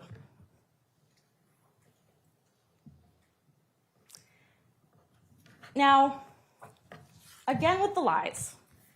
Certain lies mattered. Certain lies did not. What I want to clear up, and Attorney Raymond did a great job when she mentioned that we've seen this case multiple times. We've dealt with this case. We've talked to each other about this case. So sometimes we get things wrong. I'm going to clear up something that they got wrong. The evidence does not show that Bart and Krista knew about this SpaceX job. You heard from Kat's mother, Dulce, that she knew about it. You heard about Cress knew about it. Kat talked about it.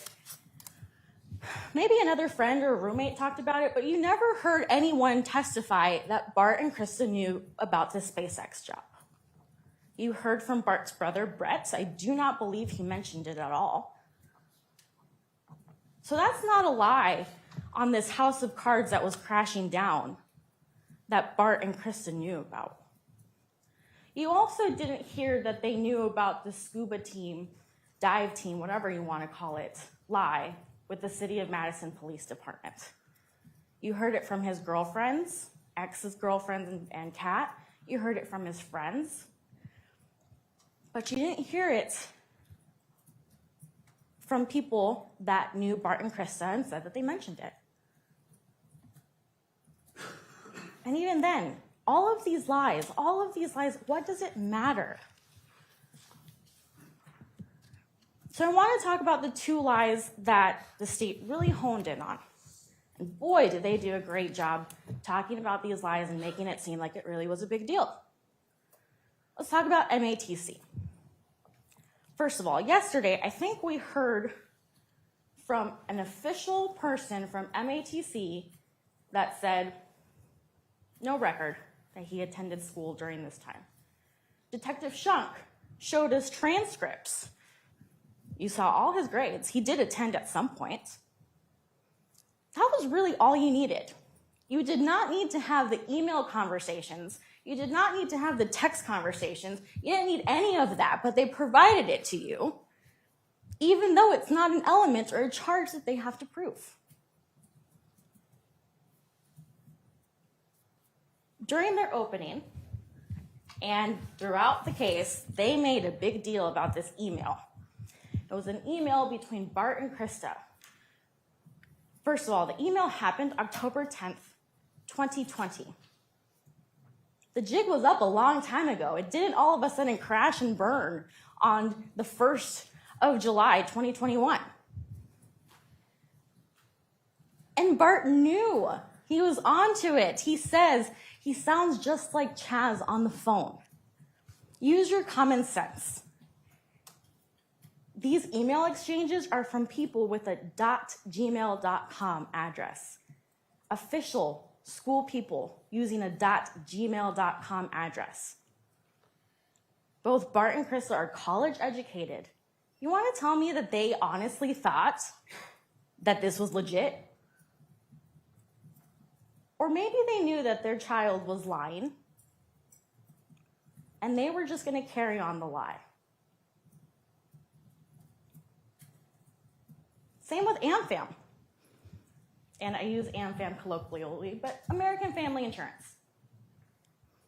Again, there was a person that testified yesterday that Chandler never worked there, but you still had emails, you still had text messages, you still had this and that confirming that he lied, even though one person could have done that. And again, it's not an element that they needed to prove. It's not a charge that they needed to prove. They just wanted you to know that he's a liar.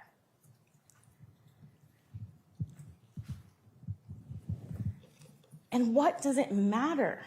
Here's what you need to ask yourself. What does it matter? Because according to them, that's motive. That's the reason why he did what he did. This house of cards built of lies was crashing down, and he had nothing. He couldn't do anything, but he had to murder these people. Why? Why? You don't know why. You were never told that they were going to kick him out of the house. You were never told that they were going to disown him. You were never told anything about why it matters. If this is going to be motive, if this is the reason you're intentionally killing someone, it better matter. There better be consequences. Kids lie to their parents all the time. And you just don't know how this was going to affect Chandler. He's complaining to his girlfriend the morning of about everything being fucked up and crashing down. You do that. That's what significant others are for. You honestly think that he's complaining about things crashing down and his mind is going straight to, well, now I'm just going to murder them. There was another motive that was mentioned very briefly, but it was mentioned, so I'll talk about it. When Mitchell testified, the very last question was about a life insurance policy. And I believe he said that the payout may have been about $1 million. And he acted confused. He didn't really know about it. It could very well be that the only reason he knows that number, that value, is because of things that are happening now. I don't doubt that kids know about parents having life insurance policies. I don't doubt that. But ask yourself this, does everyone know how much the policy is worth? Probably not. Do you think you're going to get $1 million from your parents? Probably not. And there was no evidence that was provided to show that Chandler knew that there was a policy in place and he knew the value, knew enough of that value to do something very drastic to get that money. There was no evidence that he needed money. Yes, he didn't have a job, but nothing came out that he needed money. And I'm spending time talking about a motive because, as the judge said, they don't need to prove a motive. Motive does not mean intent, and I need you to understand that. Motive does not mean intent.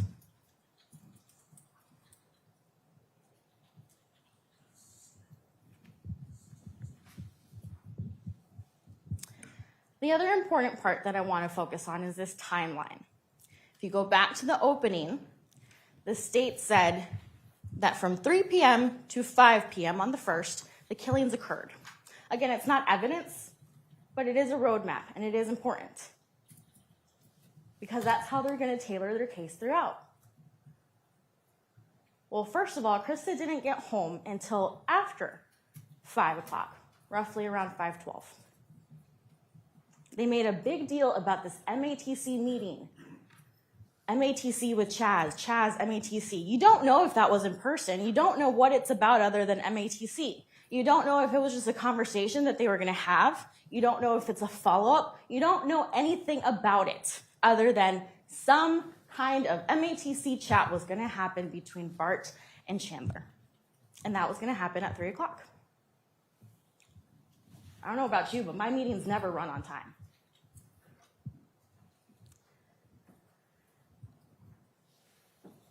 The other important part with this timeline is what we heard yesterday from Bart's employer. We asked him about that spreadsheet that has these logins. And remember, the logins were in Eastern time. So what we were able to get out is that roughly from about 4:13, there was a login. What do we know about that login? We know that it's required, a password is required.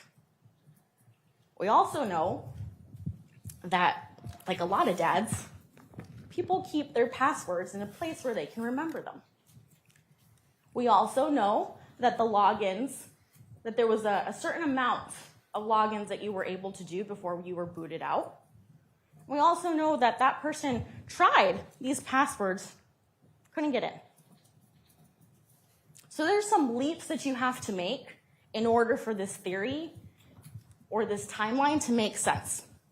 The first leap you have to make is that Chandler knew that password. There's no evidence that he knew that. The second theory that you have to make is that while he's allegedly murdering his parents, he had the wherewithal to go to this computer and put on YouTube or something to keep it going, when there's no evidence that that even happened. There was a lot of evidence about cell phone data that were extracted, computer data, all of that, but nothing about Bart's laptop showing that there was YouTube or anything to keep that computer active because it had to be active. It would shut down or it would log off after 20 minutes of inactivity.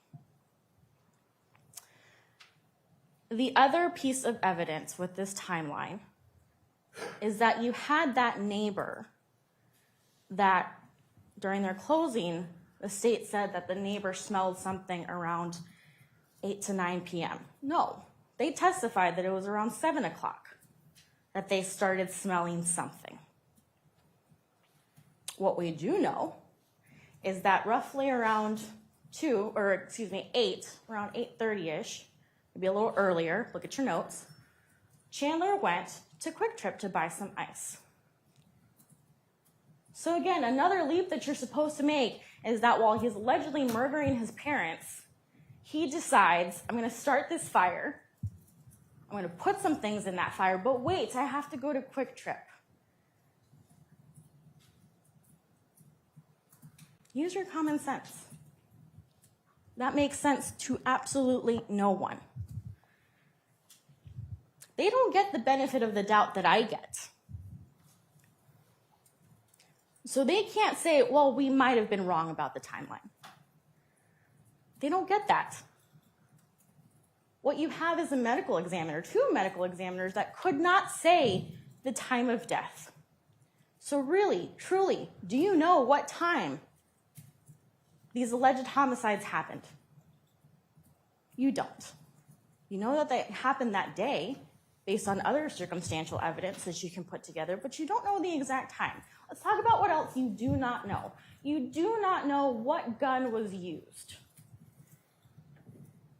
They want to make a big deal about this gun. Let's talk about it. You heard from a medical examiner that there was at least 2 to 3 shots of a gun, period. That medical examiner was not able to tell you what kind of gun, wasn't even able to tell you if it was a high-powered rifle, just a gun. She also wasn't able to tell you which wound occurred first. So this contact wound, that could have been the last one. That could have been the first one. You don't know. This gun was not even located until October.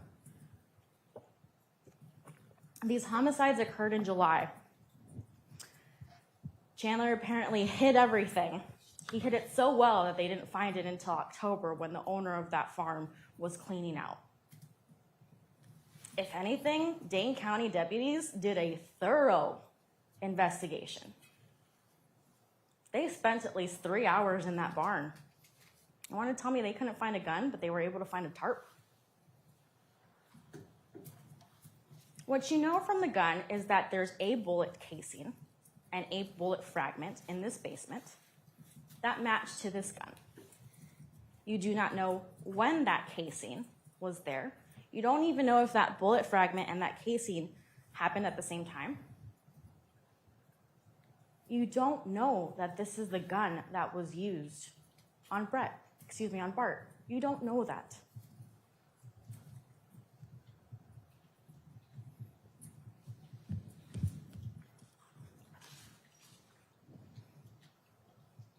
So whenever you don't know about something, you have to ask yourself, have they met their burden? Is this proof beyond a reasonable doubt? Because you do have examples of what proof beyond a reasonable doubt is. Those maps that we saw yesterday, tracking Chandler's every single move, matching up with where the bodies were found and at the time that they were found, that's proof beyond a reasonable doubt. A bloody tarp and some tools, that's proof beyond a reasonable doubt. But that doesn't mean that a homicide occurred. It means that something awful happened. And no one's disputing that. No one is saying that nothing happened to Bart and Krista. Something awful happened to these 2 people. And the very least you can say is that Chandler reacted. But you do not know what happened. And I know some of you have already made up your mind. I see it, and that's fine. Maybe you do think he murdered his parents. The question I have for you is, did the state meet their burden when it comes to first-degree intentional homicide. There are a lot of different homicides. First, second, reckless. They chose first-degree intentional homicide because they believed that they could prove that. I'm asking you that question. What have you been given that proves intent? Some searches after the fact? During closing, they said that the last time that there was any kind of search happened on the 8th, and they believed that he was just deleting his searches every day, and he wasn't able to delete his searches on the 8th because he was arrested. There are searches on the 7th. And hey, guess what? There are times when I do not Google something. There are times when you all don't Google something. So he was smart enough to delete his Google history, but he's not smart enough to delete anything else. He's smart enough to do a very good job about cleaning and concealing these homicides, but man, was he just really bad when it came to everything else. You cannot have it both ways.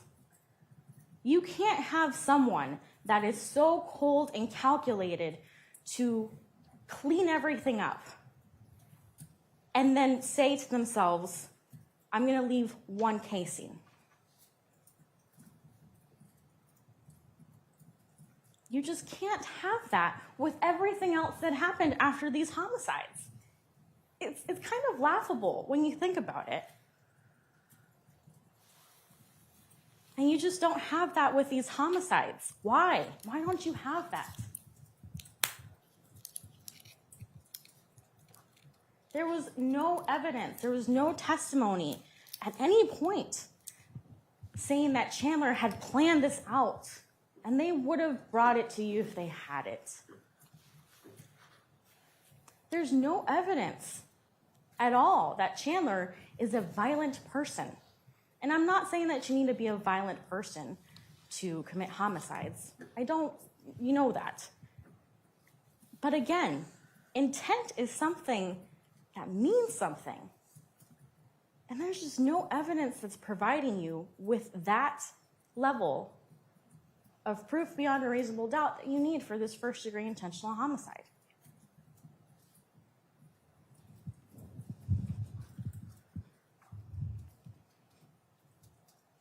Do you know how Bart was killed? Exactly how he was killed. Do you know how Krista was killed? Do you know if it was an awful accident? Do you know if it was intentional? Do you know if there was someone else involved? You don't. And that's a problem.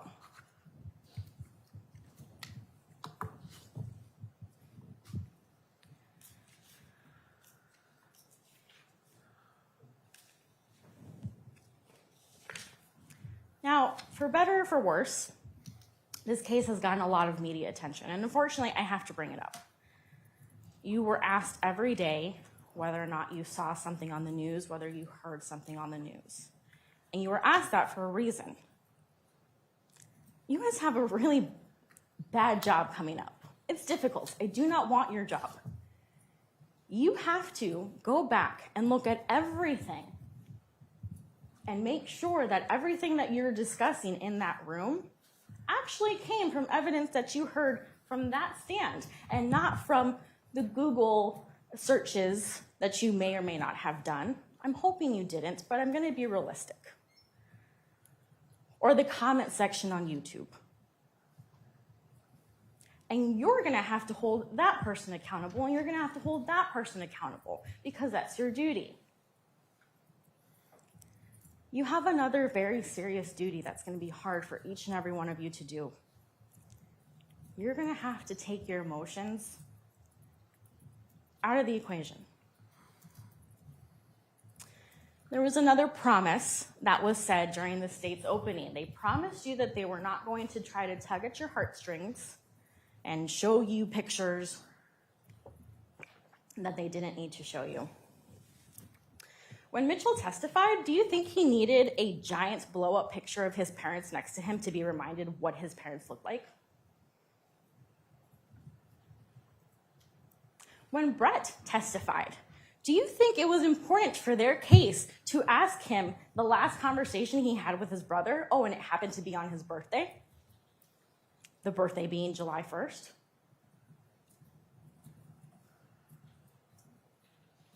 No. They didn't do that because they needed it for the case. They did it because they want you to think of your emotions. They want you to feel things. Because when you feel things, it's going to be harder for you to separate feelings from facts. And you're going to have to do that. Because you may feel bad. No one here feels great about what happened. And after you make your decision, no one's going to walk out of this courtroom feeling at ease, at peace, happy. But you're going to have to do that. And people are not going to like it, regardless of what the decision is. And you're going to have to hold people accountable for it.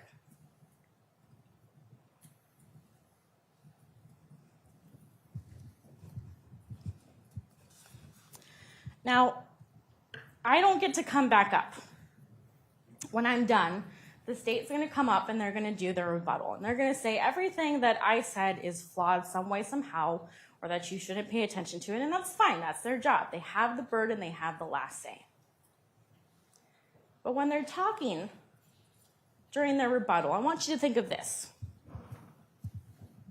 What if I told you that at any minute, someone's going to walk into that door. Someone from the Dane County Deputy's Department is going to walk in and say, I found it. I found the video we were looking for. I know exactly what happened in that house on the 1st. It doesn't exist. But what if it did? Are you going to be paying attention to, I'm going to assume it's Mr. Brown, but are you going to be paying attention to what Mr. Brown has to say during his rebuttal? Or are you going to be looking at that door hoping that someone walks in? And if you're going to look at that door hoping that someone comes in, you have reasons to doubt.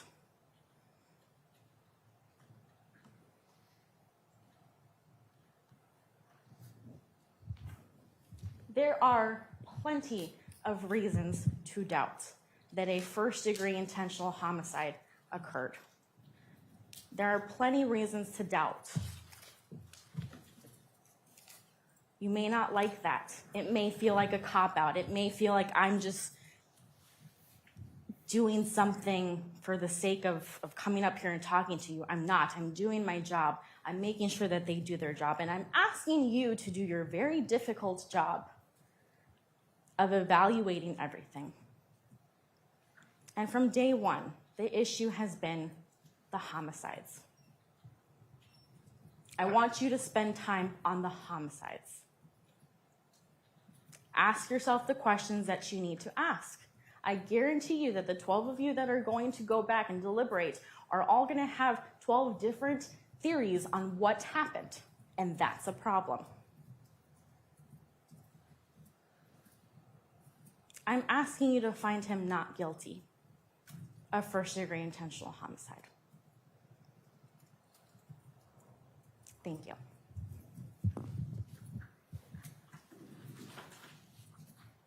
Thank you, Attorney Vera.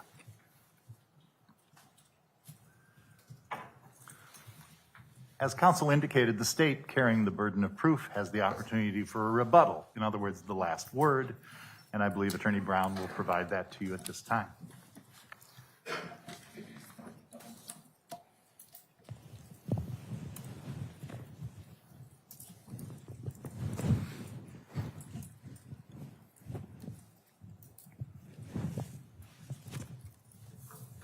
Thank you.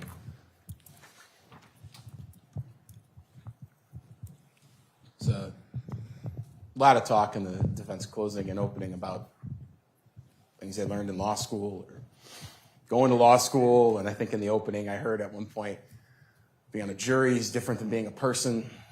I don't know if any of that's true, but I'm done with law school and I do this for a living.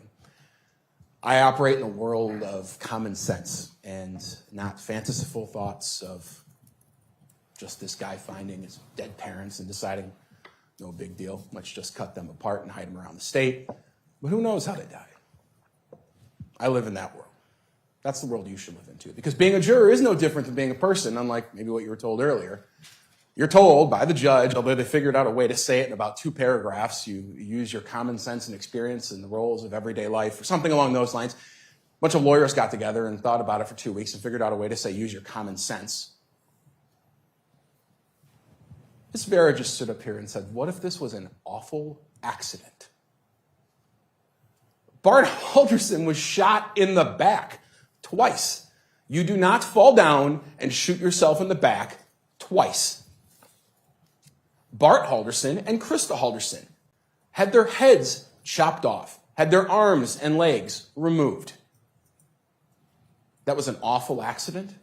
Think of for a second. You heard about the bones. You saw those marks on the bones, those attempts. Some of them 3, some of them 10, some of them 5. False starts is what the anthropologists call them. That is someone on their hands and knees, Chandler apparently, which was just saying, I guess we're admitting to that now. They lied and chopped him up and hit him around the state. On his hands and knees, some of them from the front to back, meaning probably could see the face of his mom and his dad as that saw moved back and forth, back and forth. And you just saw the bones, but what's before the bones? The skin, the blood, the muscle, the fat, the smell that they had to produce, the blood of his own parents. An awful accident.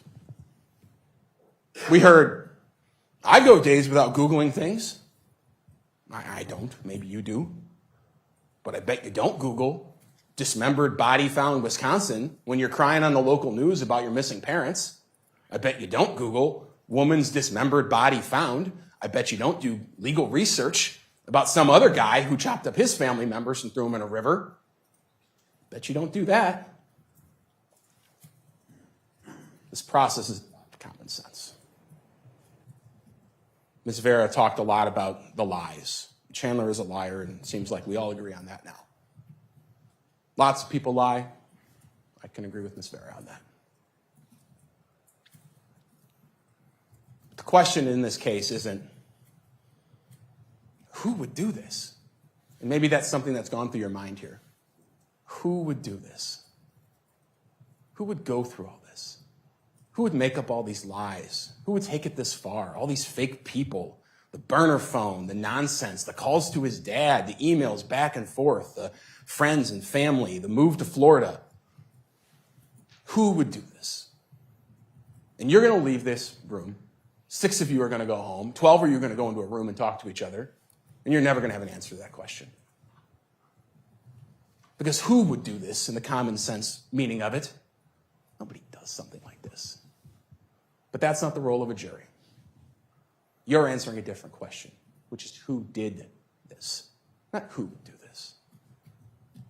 Because for the life of you, I bet before you got that notice in the mail a couple months ago saying you had to come here, you would say nobody. You would have said nobody.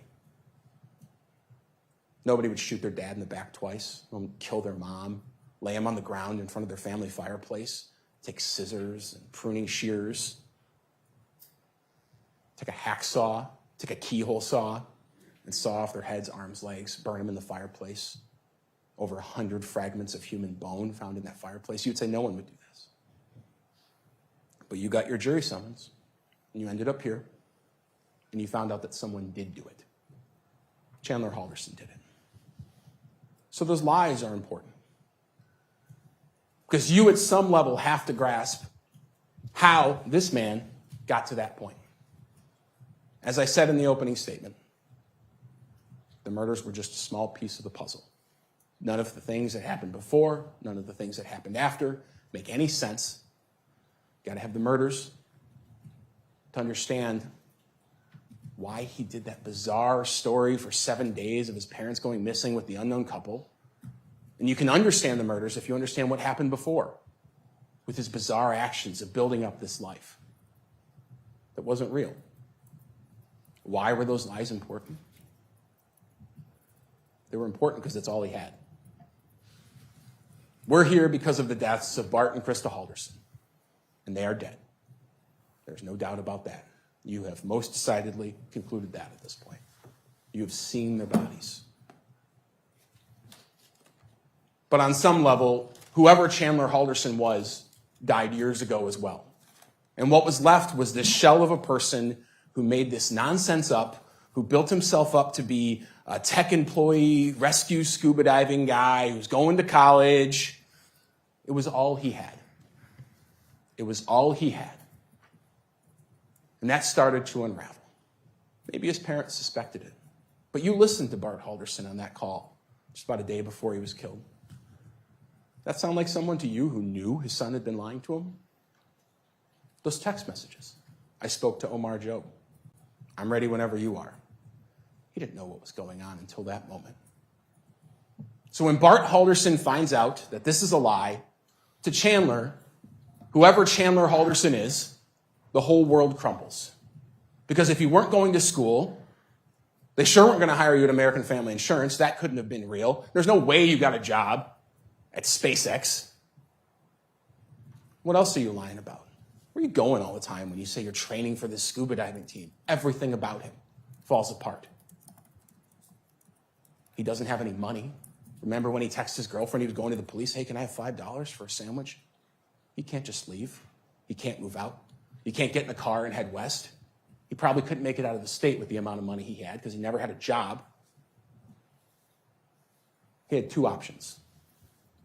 Own up to his lies, stand up, and finally tell the truth for once. Or like a coward, shoot your father in the back. And that's exactly what happened. It's exactly what happened. Miss Vera says, wow, we just got a shell casing. Yeah, we got a bullet fragment. Just happens to have Bart Halderson's DNA on it. And you looked at it, just happens to appear to have blood all over it.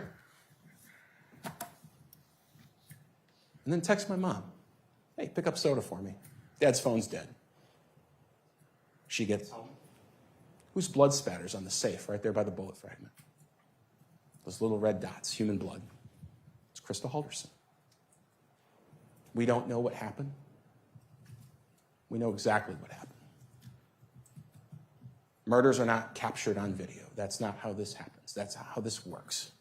Sure, in the grand scheme of things, there are some people who are stupid enough to walk up to a gas station, stand in front of the security camera, and shoot somebody. But that's not real life. That's not common sense. Chandler Halderson did this in the basement of his house. The blood is everywhere. The bullet's there. You heard from Mr. Leatherberry, who testified. He only found one, and the one he found was kind of rolled behind under that bench. He tried to clean up. Peroxide everywhere. He's having people bring him peroxide. Blood all over that fireplace stoop. Bone fragments in the ash trap. You know exactly what happened. You don't need a video. The lies are important because it's all Chandler Halderson had. And when they were exposed, he started coming up with this plan. And yeah, after the Omar Job text comes in on the 29th, he's having a conversation with his girlfriend. You heard Miss Vera actually read it, and that's fair. The day before, hey, are we going to the cabin? What's going on? They're talking about the cabin. He's starting to dabble with the idea of what he's doing. But then I think it was at 1:04 p.m., just about an hour and a half, 2 hours before he did it, he says they're going to the cabin this weekend. He made his final decision.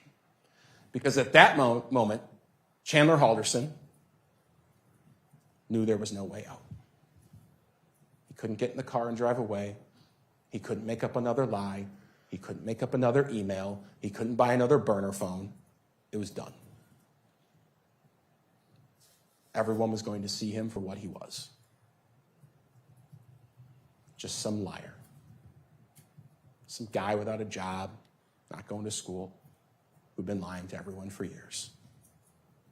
And he couldn't handle that. So he committed the ultimate act of betrayal against your parents.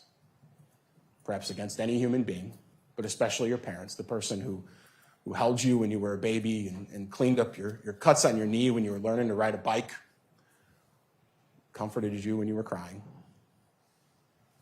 the ultimate act of betrayal. He shot his parents. And then he cut them up and he hid them. But the lies didn't even stop there. It was a new lie. No, that's the cabin. Now he's on the news. Now he's giving interviews. Given 2-3 more days, don't think for a second there wouldn't have been 2-3 more fake emails. Text messages from my mom. A whole new world. A whole new reality for Chandler that he got to live in. His checklist was right there. Finally, he was going to get a job. Obviously, mom and dad couldn't support him anymore. Maybe he was going to get some life insurance. Maybe he knew, maybe he didn't. But he certainly got to continue on his fake life. He got to keep his girlfriend. People continued to respect him. His friends probably continued to think that he was successful, important.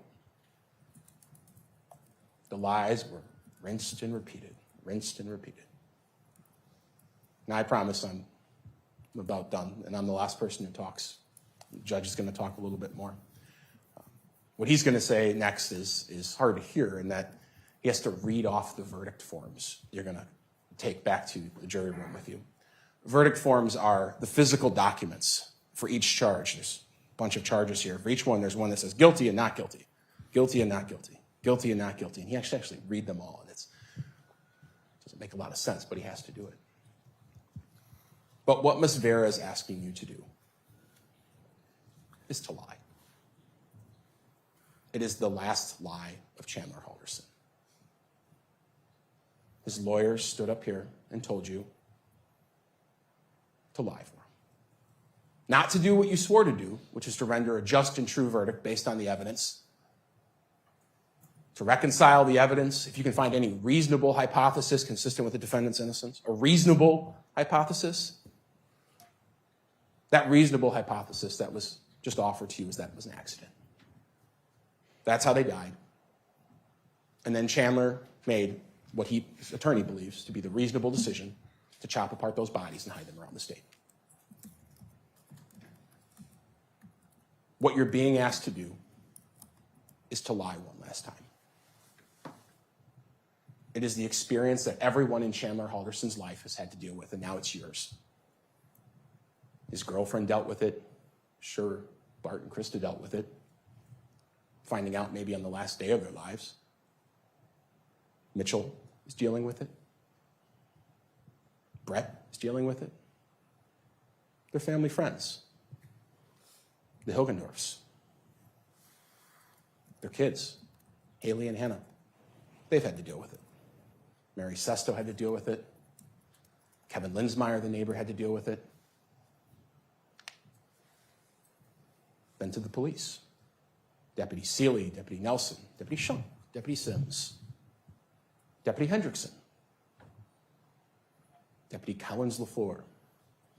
Everyone who has interacted with this man for years has had no other experience other than being lied to. And now it's you that's going to be lied to by his attorneys. Asking Okay, you. I'm going to object now. Sidebar.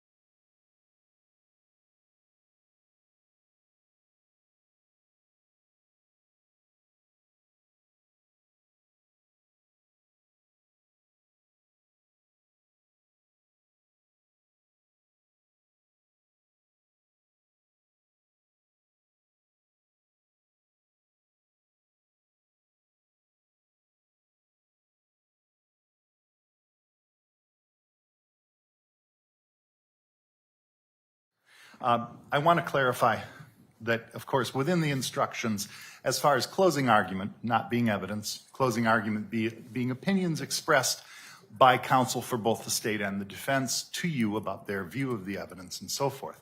My understanding is the state was not meaning to suggest that counsel for the defense had lied or in any way was urging you to do anything other than uphold your oath and to follow the law as instructed in your deliberations.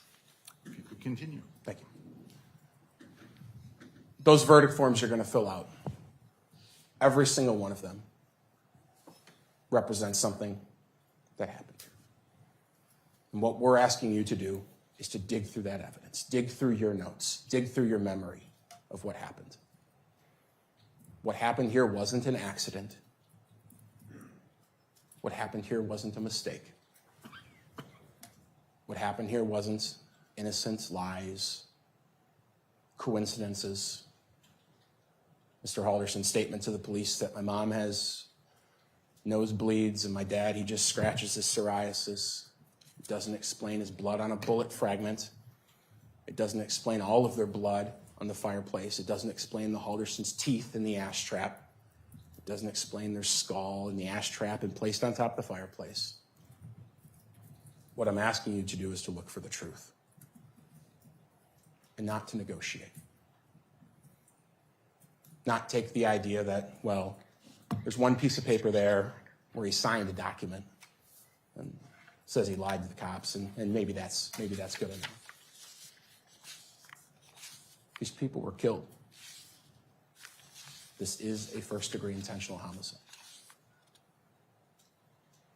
This is a first-degree intentional homicide. You cannot shoot someone in the back. You cannot chop them up. You cannot scatter their remains and come to any other conclusion. And there is only one person who did those things here, and that is Chandler Halderson. And we're asking you to find him guilty. Thank you. Thank you, counsel. As counsel indicated, I have a little bit more to instruct you, and I do need to review with you the verdict forms. When I'm finished with this, we will draw the 5 names of those individuals who will not be participating in the deliberations.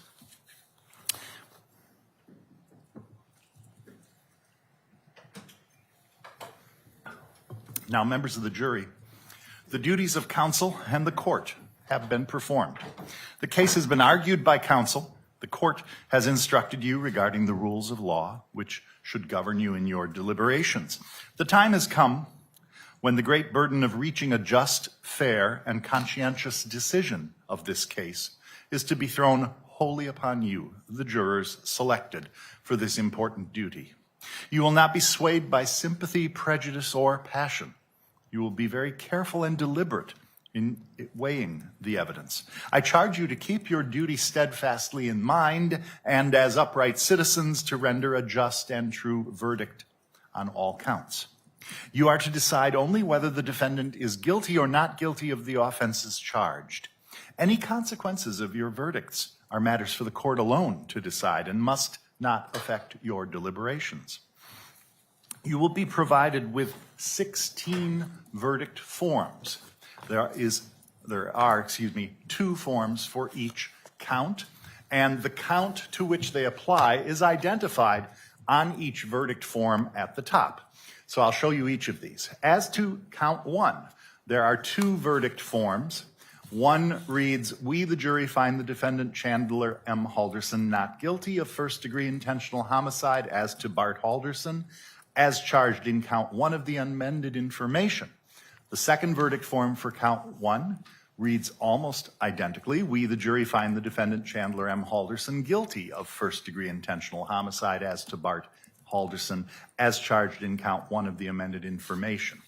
There is a space for the date of the verdict. There is a space for a signature of the presiding juror. As to each of these 8 counts, only one verdict form should be returned. The other verdict form should be left blank. The presiding juror only should sign and date the verdict that represents the verdict of the jury as to that count. For count 2, One verdict form reads, "We, the jury, find the defendant Chandler M. Halderson not guilty of providing false information about a missing person as to Bart A. Halderson as charged in count 2 of the amended information." The corresponding verdict form for count 2 reads, "We, the jury, find the defendant Chandler M. Halderson guilty of providing false information about a missing person as to Bart A. Halderson as charged in count 2 of the amended information." The 2 verdict forms for count 3. One reading, "We, the jury, find the defendant Chandler M. Halderson not guilty of mutilating a corpse as to Bart A. Halderson as charged in count 3 of the amended information." And the second reading, "We, the jury, find the defendant Chandler M. Halderson guilty of mutilating a corpse as to Bart A. Halderson as charged in count 3 of the amended information," with date and signature lines on both. As to count 4, the 2 verdict forms read, "We, the jury, find the defendant Chandler M. Halderson not guilty of hiding a corpse as to Bart A. Halderson as charged in count 4 of the amended information." And the second, "We, the jury, find the defendant Chandler M. Halderson guilty of hiding a corpse as to Bart A. Halderson as charged in count 4 of the information," with a date and signature space on both verdict forms. As to count 5, which is identified again on the verdict forms, "We, the jury, find the defendant Chandler M. Halderson not guilty of first-degree intentional homicide as to Krista R. Halderson as charged in count 5 of the amended information." And "We, the jury, find the defendant Chandler M. Halderson guilty of first-degree intentional homicide as to Krista R. Halderson as charged in count 5 of the amended information," with signature and date lines for both. Count 6, as identified on the verdict forms, "We, the jury, find the defendant Chandler M. Halderson not guilty of providing false information about a missing person as to Krista R. Halderson as charged in count 6 of the amended information," and the corresponding form, "We, the jury, find the defendant Chandler M. Halderson guilty of providing false information about a missing person as to Krista R. Halderson as charged in count 6 of the amended information," with again date and signature spaces on both forms. As to verdict count 7, as identified on the forms, "We, the jury, find the defendant Chandler M. Halderson not guilty of mutilating a corpse as to Krista R. Halderson as charged in count 7 of the amended information," and "We, the jury, find the defendant Chandler M. Halderson guilty of mutilating a corpse as to Krista R. Halderson as charged in count 7 of the amended information," again with the signature spaces and dates on each. And finally, the 2 verdict forms as to count 8, as identified on each. "We, the jury, find the defendant Chandler M. Halderson not guilty of hiding a corpse as to Krista R. Halderson as charged in count 8 of the amended information," and the second, "We, the jury, find the defendant Chandler M. Halderson guilty of hiding a corpse as to Krista R. Halderson as charged in count 8 of the amended information." Both of those, again, with a space for the date and the signature of the presiding juror.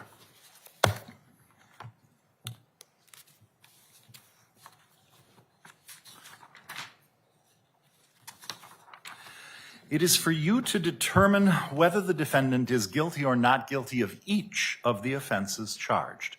You must make a finding as to each count of the amended information. Each count charges a separate crime, and you must consider each one separately.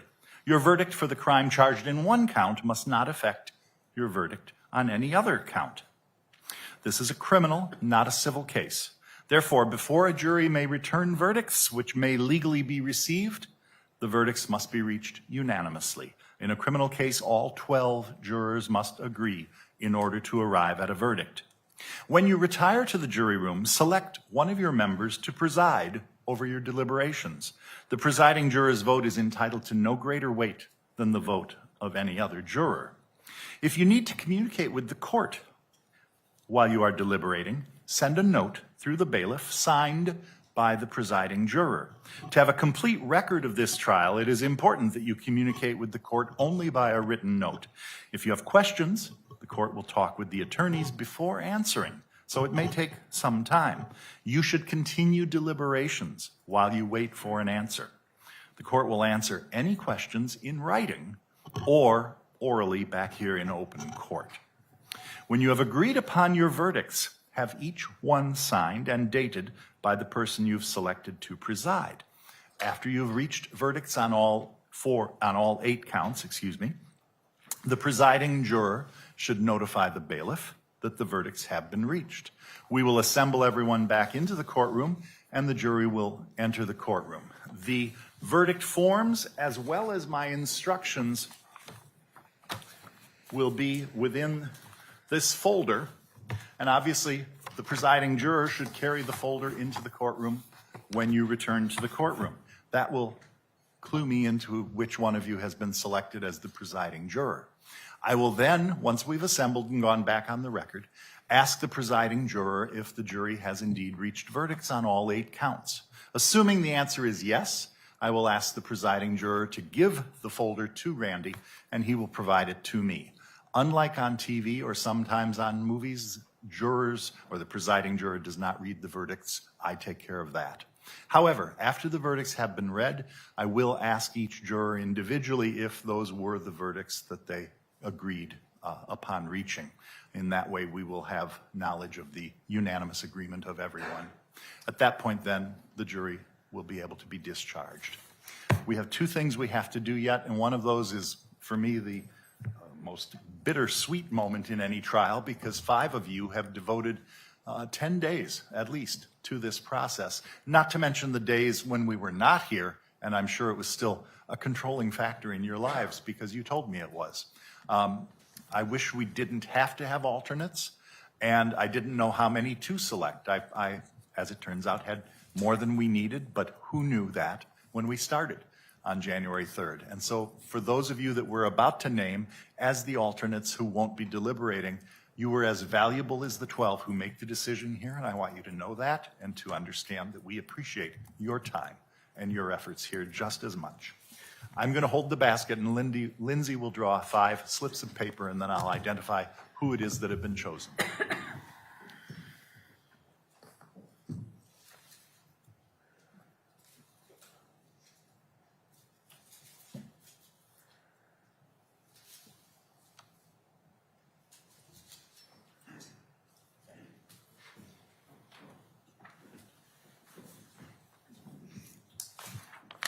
I will identify these by seat number, just because we're trying to avoid people's names being utilized here in court.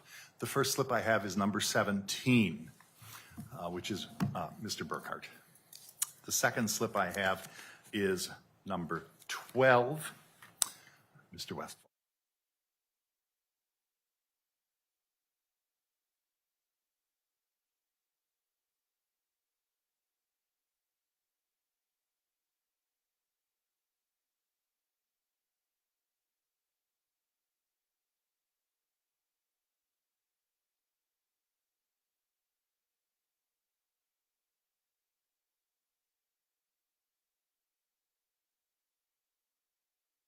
Have to go. If you don't want to stay for that, that's perfectly fine. But everybody will return to the jury rooms to collect their items, and then we'll assemble the 12 of you who are deliberating in the larger jury room. Randy will take it from there. We have to administer an oath to Randy. Do you swear that you will, to the utmost of your ability, keep all jurors sworn in this trial together in some private and convenient place, subject to the direction of the court, until they have reached an agreed verdict or discharged by the court, and that you will not, before they render their verdict, communicate to any person the state of their deliberations or the verdict they have agreed upon? I will. Thank you, sir. All rise for the jury.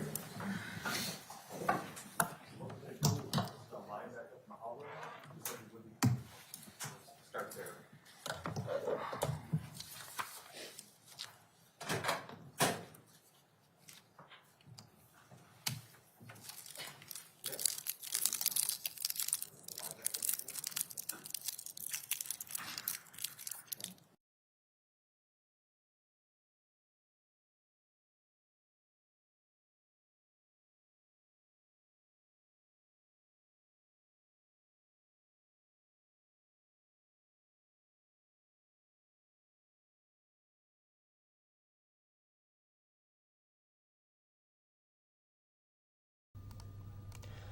Good afternoon now, everybody. My name is James Langer, the digital content manager for channel3000.com.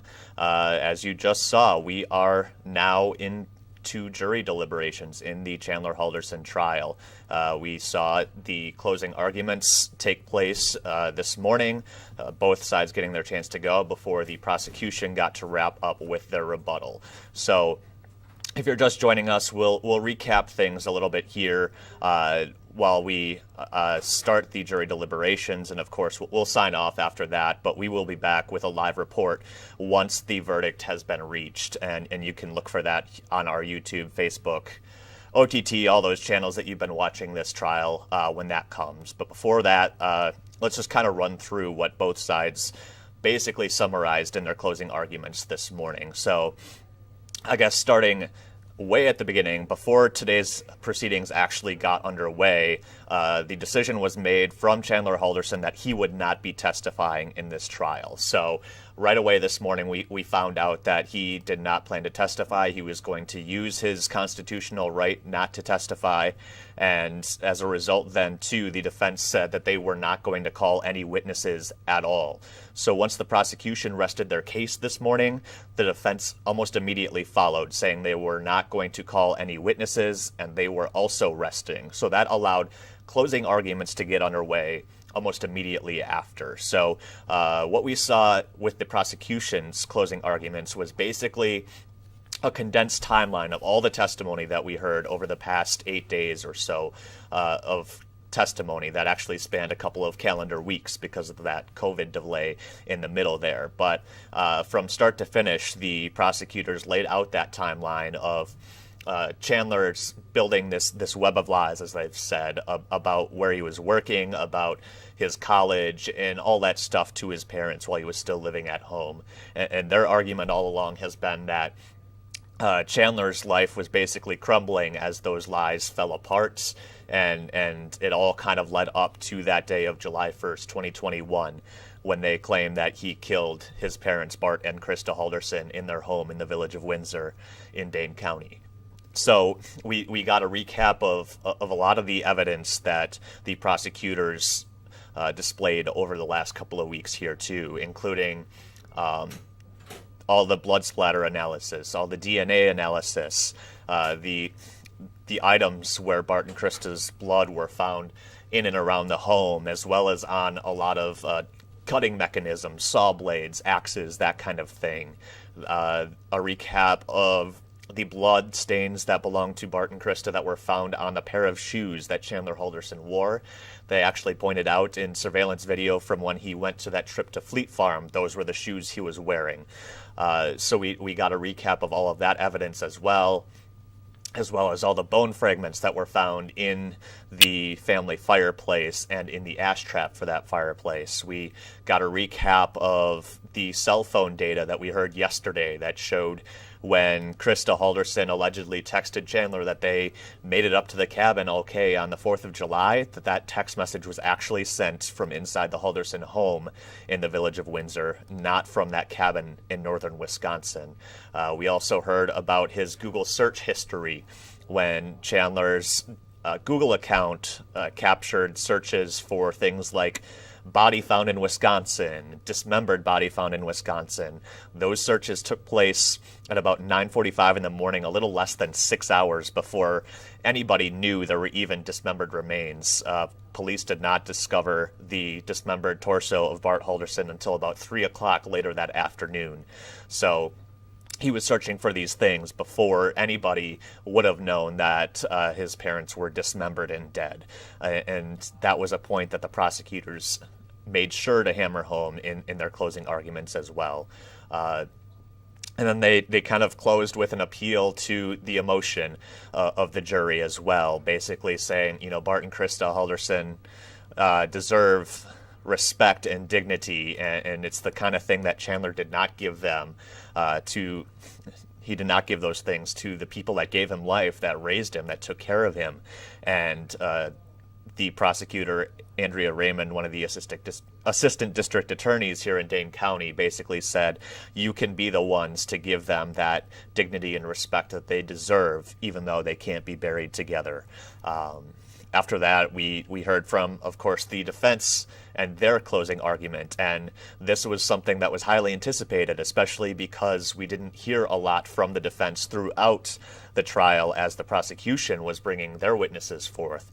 Very little cross-examination through this entire process, and not a whole lot of questioning throughout the way. And that's something that one of the defense attorneys, Crystal Vera, pointed out immediately once she started her closing argument, basically saying, it's not my job to pound the table and scream and be out of control and question everything. She said it was her job to make sure that the prosecutors were doing theirs, meaning that they were proving the charges beyond a reasonable doubt. And then she went into her closing argument, basically saying that she believes they didn't do that, highlighting there's still a lot of questions about how Barton Krista Halderson actually died, how that thing, the situation actually went down. She said, we're not disputing that they're dead. We're not disputing that something terrible happened to them and that their body parts were found dismembered. But basically saying the defense disputes the charge that Chandler was the one to kill them because the prosecution didn't offer any hard evidence to prove it. Basically, their point being that there are a lot of coinciding little pieces, but it's impossible to say what order those actually came in, and the best the prosecution can do is piece together a narrative of what they think happened. There was a line from the defense attorney, Crystal Vera, who said when she was in law school, one thing she was told is the words, "I don't know," should never come from the prosecutor's table. And she highlighted that the prosecutors in their own closing argument said, we don't know how exactly Barton Krista Halderson died, just that they did die and that they were dismembered. So that was part of the defense's closing arguments there. Also, the defense acknowledging that Chandler Halderson, by and large, is a liar. He's a person who has told lots of lies in the past, but their point being, this is a murder trial. There are a couple of charges involved for lying to authorities about the whereabouts of missing persons, but Chandler's not on trial for lying to his parents or lying to his friends and family. That was their point. And they decided to focus then on whether or not the first-degree intentional homicide terms were met.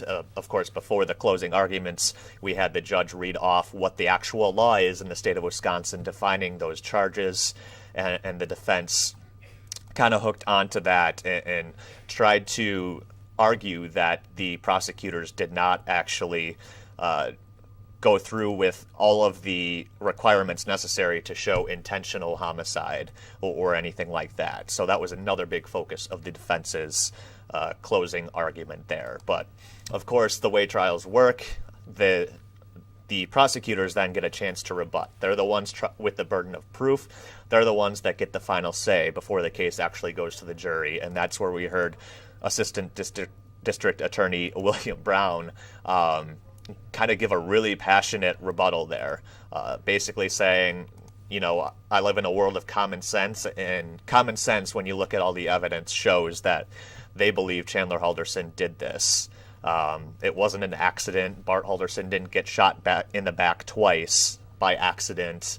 He wasn't dismembered by accident, was the argument that Brown made. And he acknowledged, we don't have actual video of the actual murders happening, but that's very rarely the case in any murder trial. There's very seldom actual video of the murder taking place, and people are convicted of murders anyway, regardless. So he made that point to kind of rebut the idea that the prosecutor didn't really prove that point, and said, we don't have that, but that we almost never have that. What we do have is all this evidence showing this gun was used, these bullet fragments were found, all the blood was found in the home in the basement, and looped back to the evidence that Andrea Raymond, his co-counsel, stated in her first closing argument there.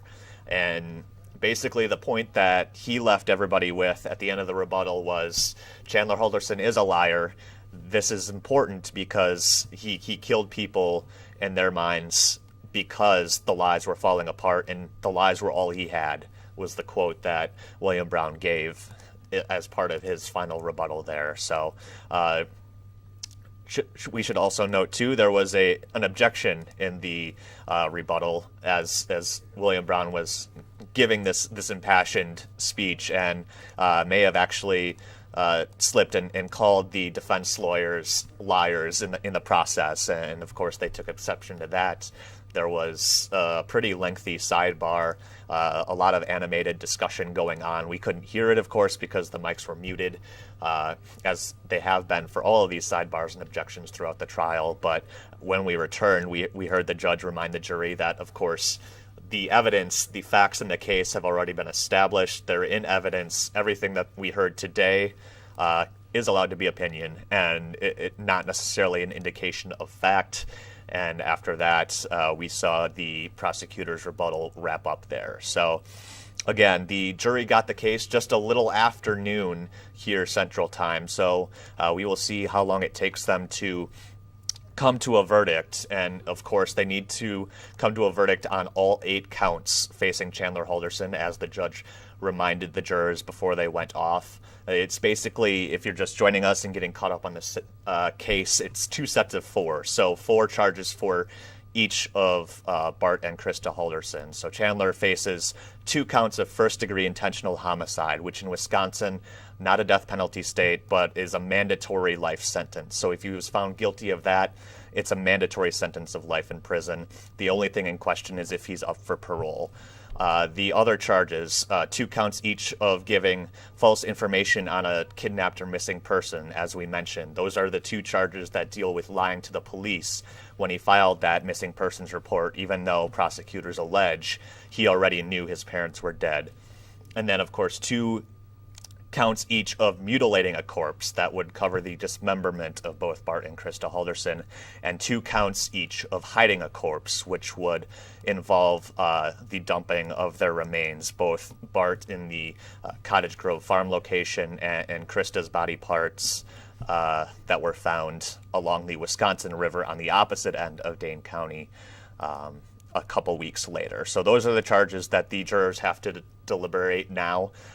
We heard the judge give those instructions and how they have to reach a verdict on all of those. So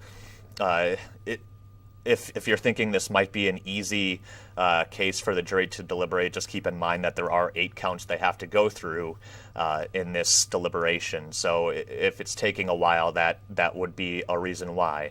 Also, there's 8 days worth of evidence, hundreds, if not close to 1,000 pieces of exhibits entered into evidence. If they wanted to go through any of that, that would also take some time. So we're going to keep our eye on the situation here, and like I mentioned at the start here, definitely come back.